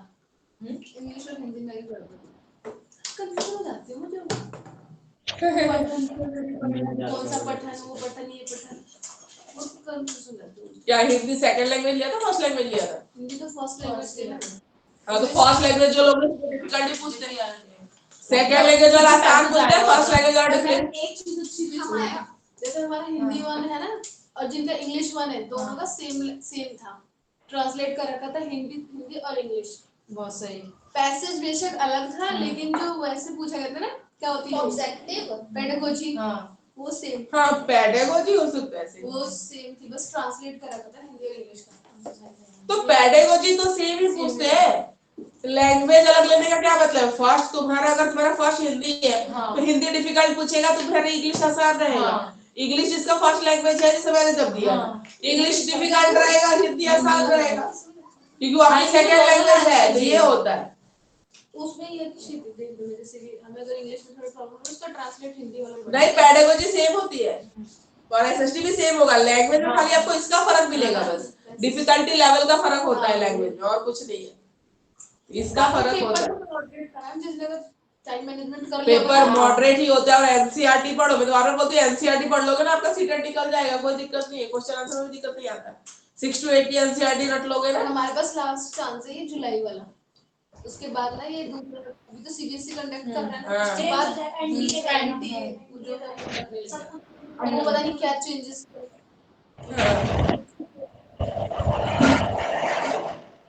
जिसको कॉन्फिडेंस अंदर कॉन्फिडेंस नहीं आता, बस जितना है किस चीज का बोलने का। हाँ, मैं कहीं अगर मैं ठीक भी होती हूँ ना, कोई भी टॉपिक चल रहा है, जैसे कि हमारे घर में डिबेट होती है, बेसिकली हम लोग पापा बहनों हम थिंकिंग नहीं मैच होता, हम लोग लड़ते हैं, अगर कहीं तक मैं ठीक होती हूँ ना कि मुझे पता है कि ये जवाब यही है, मैं उस कॉन्फिडेंस के साथ नहीं बोल पाती, जिस कॉन्फिडेंस तुम श्योरिटी नहीं होती हो ना। नहीं, श्योर में होती है यार, फिर देखो मेरी आवाज को दबा देते हैं, फिर दिमाग ये तो बहुत अत्याचार हो रहा है, बोला करो अपनी बात।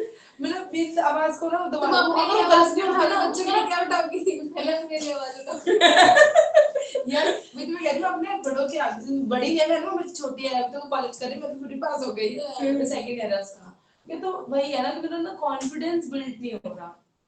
तो जब आप बोलोगे ना, फेस करोगे चीजों को, तभी होगा वो टाइम ऐसा से। में अब मेरे मैनेजर वगैरह मुझे कुछ बोलते हैं ना, मैं एकदम से सन्नाटा छा जाता है मेरी जिंदगी में, मतलब मैं कुछ कह ही अभी क्यों हो ना थोड़ा नहीं हुआ है, ठीक है, मैं एकदम शांत हो जाती हूँ, मुझे कुछ बोलते हैं टाइम पे होता अगर है मैं अगर वो बोले ये फाइल कहाँ है, ठीक है, देखने से तो नहीं लगता कि तू इतना बोलती है क्लास में। ऐसे कौन पेपर देने हम गए थे ना, बहुत अच्छे से उसने मेरे को खुद समझाया है। हाँ, जब फ्रेंड्स के बीच में कंफर्ट जोन होता है ना, जैसे कि मैं यहाँ पर एकदम वहाँ पर मैं सिर्फ अपने कलीग्स वगैरह से कम मिलती हूँ, सिर्फ लंच टाइम पे, उससे आगे पीछे मेरे को नहीं होता है कि यार मुझे तो ऐसा लगता है इसको एक टॉपिक दे दो बस बोलना शुरू एंड होगा ही नहीं इसका। नहीं तो कंफर्ट जोन रहता है ना फ्रेंड्स के साथ, तो जो हम ग्रुप डायनेमिक्स पढ़ते थे, फ्रेंड्स के साथ अलग होते हैं, वैसे अलग होते हैं। अपने सीनियर जो मेरे ट्रेनर हैं उनकी भी उनके बच्चों को भी पढ़ा देती हूँ, मतलब आप मैं पढ़ा सर मुझे बताओ, मैं पढ़ा मुझे आता है ना होता है। उन्होंने मेरे को पता है, जब मैं इंटरव्यू देने गई थी ना, जब उन्होंने मेरे इंटरव्यू देने गई थी ना, जब मैं तो उन्होंने मेरे को ऐसे बोलते चलते हुए देख के उन्होंने मुझे ना, मैं गई थी क्वालिटी एनालिस्ट के लिए थी, पर उन्होंने मुझे ज्यादा ट्रेनर कर दिया था। हाँ, क्योंकि इसको बोलना आता है, ये कर लेगी, ये वो, अच्छा मैं कर भी लूंगी, मैंने कहा ठीक है मैं कर लूंगी। ऑफिस का है तुम्हारा? ये शादी तो अच्छा, कुछ नहीं, वो थोड़ा सा वो है, जब बोलोगे ना क्लासरूम में तो इतने सारे बच्चों के आगे बोलना, तो फिर वो कॉन्फिडेंस लाना पड़ेगा धीरे धीरे, और कॉर्पोरेट फील्ड में चले गए तो धीरे धीरे वो हो ही जाएगा, नया है ना, तो इसलिए वो होता है। और ट्रेनर में तो ट्रेनिंग दे ही रही हो ना, दूसरों को तो बोल ही रही हो, तो बच्चों को भी बोल ही सकते हैं। सीनियर्स के आगे नहीं बोल पाती, अपने साथ वालों के सामने नहीं बोल पाती, जूनियर्स को जूनियर ही मिलेंगे क्लासरूम में, मिलेंगे। अरे बच्चे बड़े शैतान होते हैं, आपको पता नहीं है, वो ऐसा पता होता है ना कि जैसे कि फ्लोर वगैरह पे जाओ ना, तुम्हें पता होता है ये तुम नया है, इसको तो बताते हैं, ऐसा होता है, हमने भी किया है। आ जाते हैं मैम ये क्या है, अच्छा बताना जरा, उसके लिए ट्रांजैक्शन बिल्ड है, उसको लेट चार्जेस लगेंगे, मैंने कहा क्यों लगेंगे, बताओ मैम आप बताओ, मैंने हाँ हाँ वही लगेंगे ना, लेट तो जब भी पे कर रहा है, ईएमआई चाहे भले उसने करवा ली, पर है तो पेमेंट लेट ही उसकी, मैम आपको पता है, मैंने कहा हाँ मुझे पता है, पढ़ के आई मैं, ऐसा थोड़ा मुझे लेते हो। चलिए, thank you for attending the class. ठीक है, माइक्रो टीचिंग वाले क्लास का कोशिश करेगा आप लोग फिजिकली अटेंड कर पाए, ठीक है। चलिए, Thank you.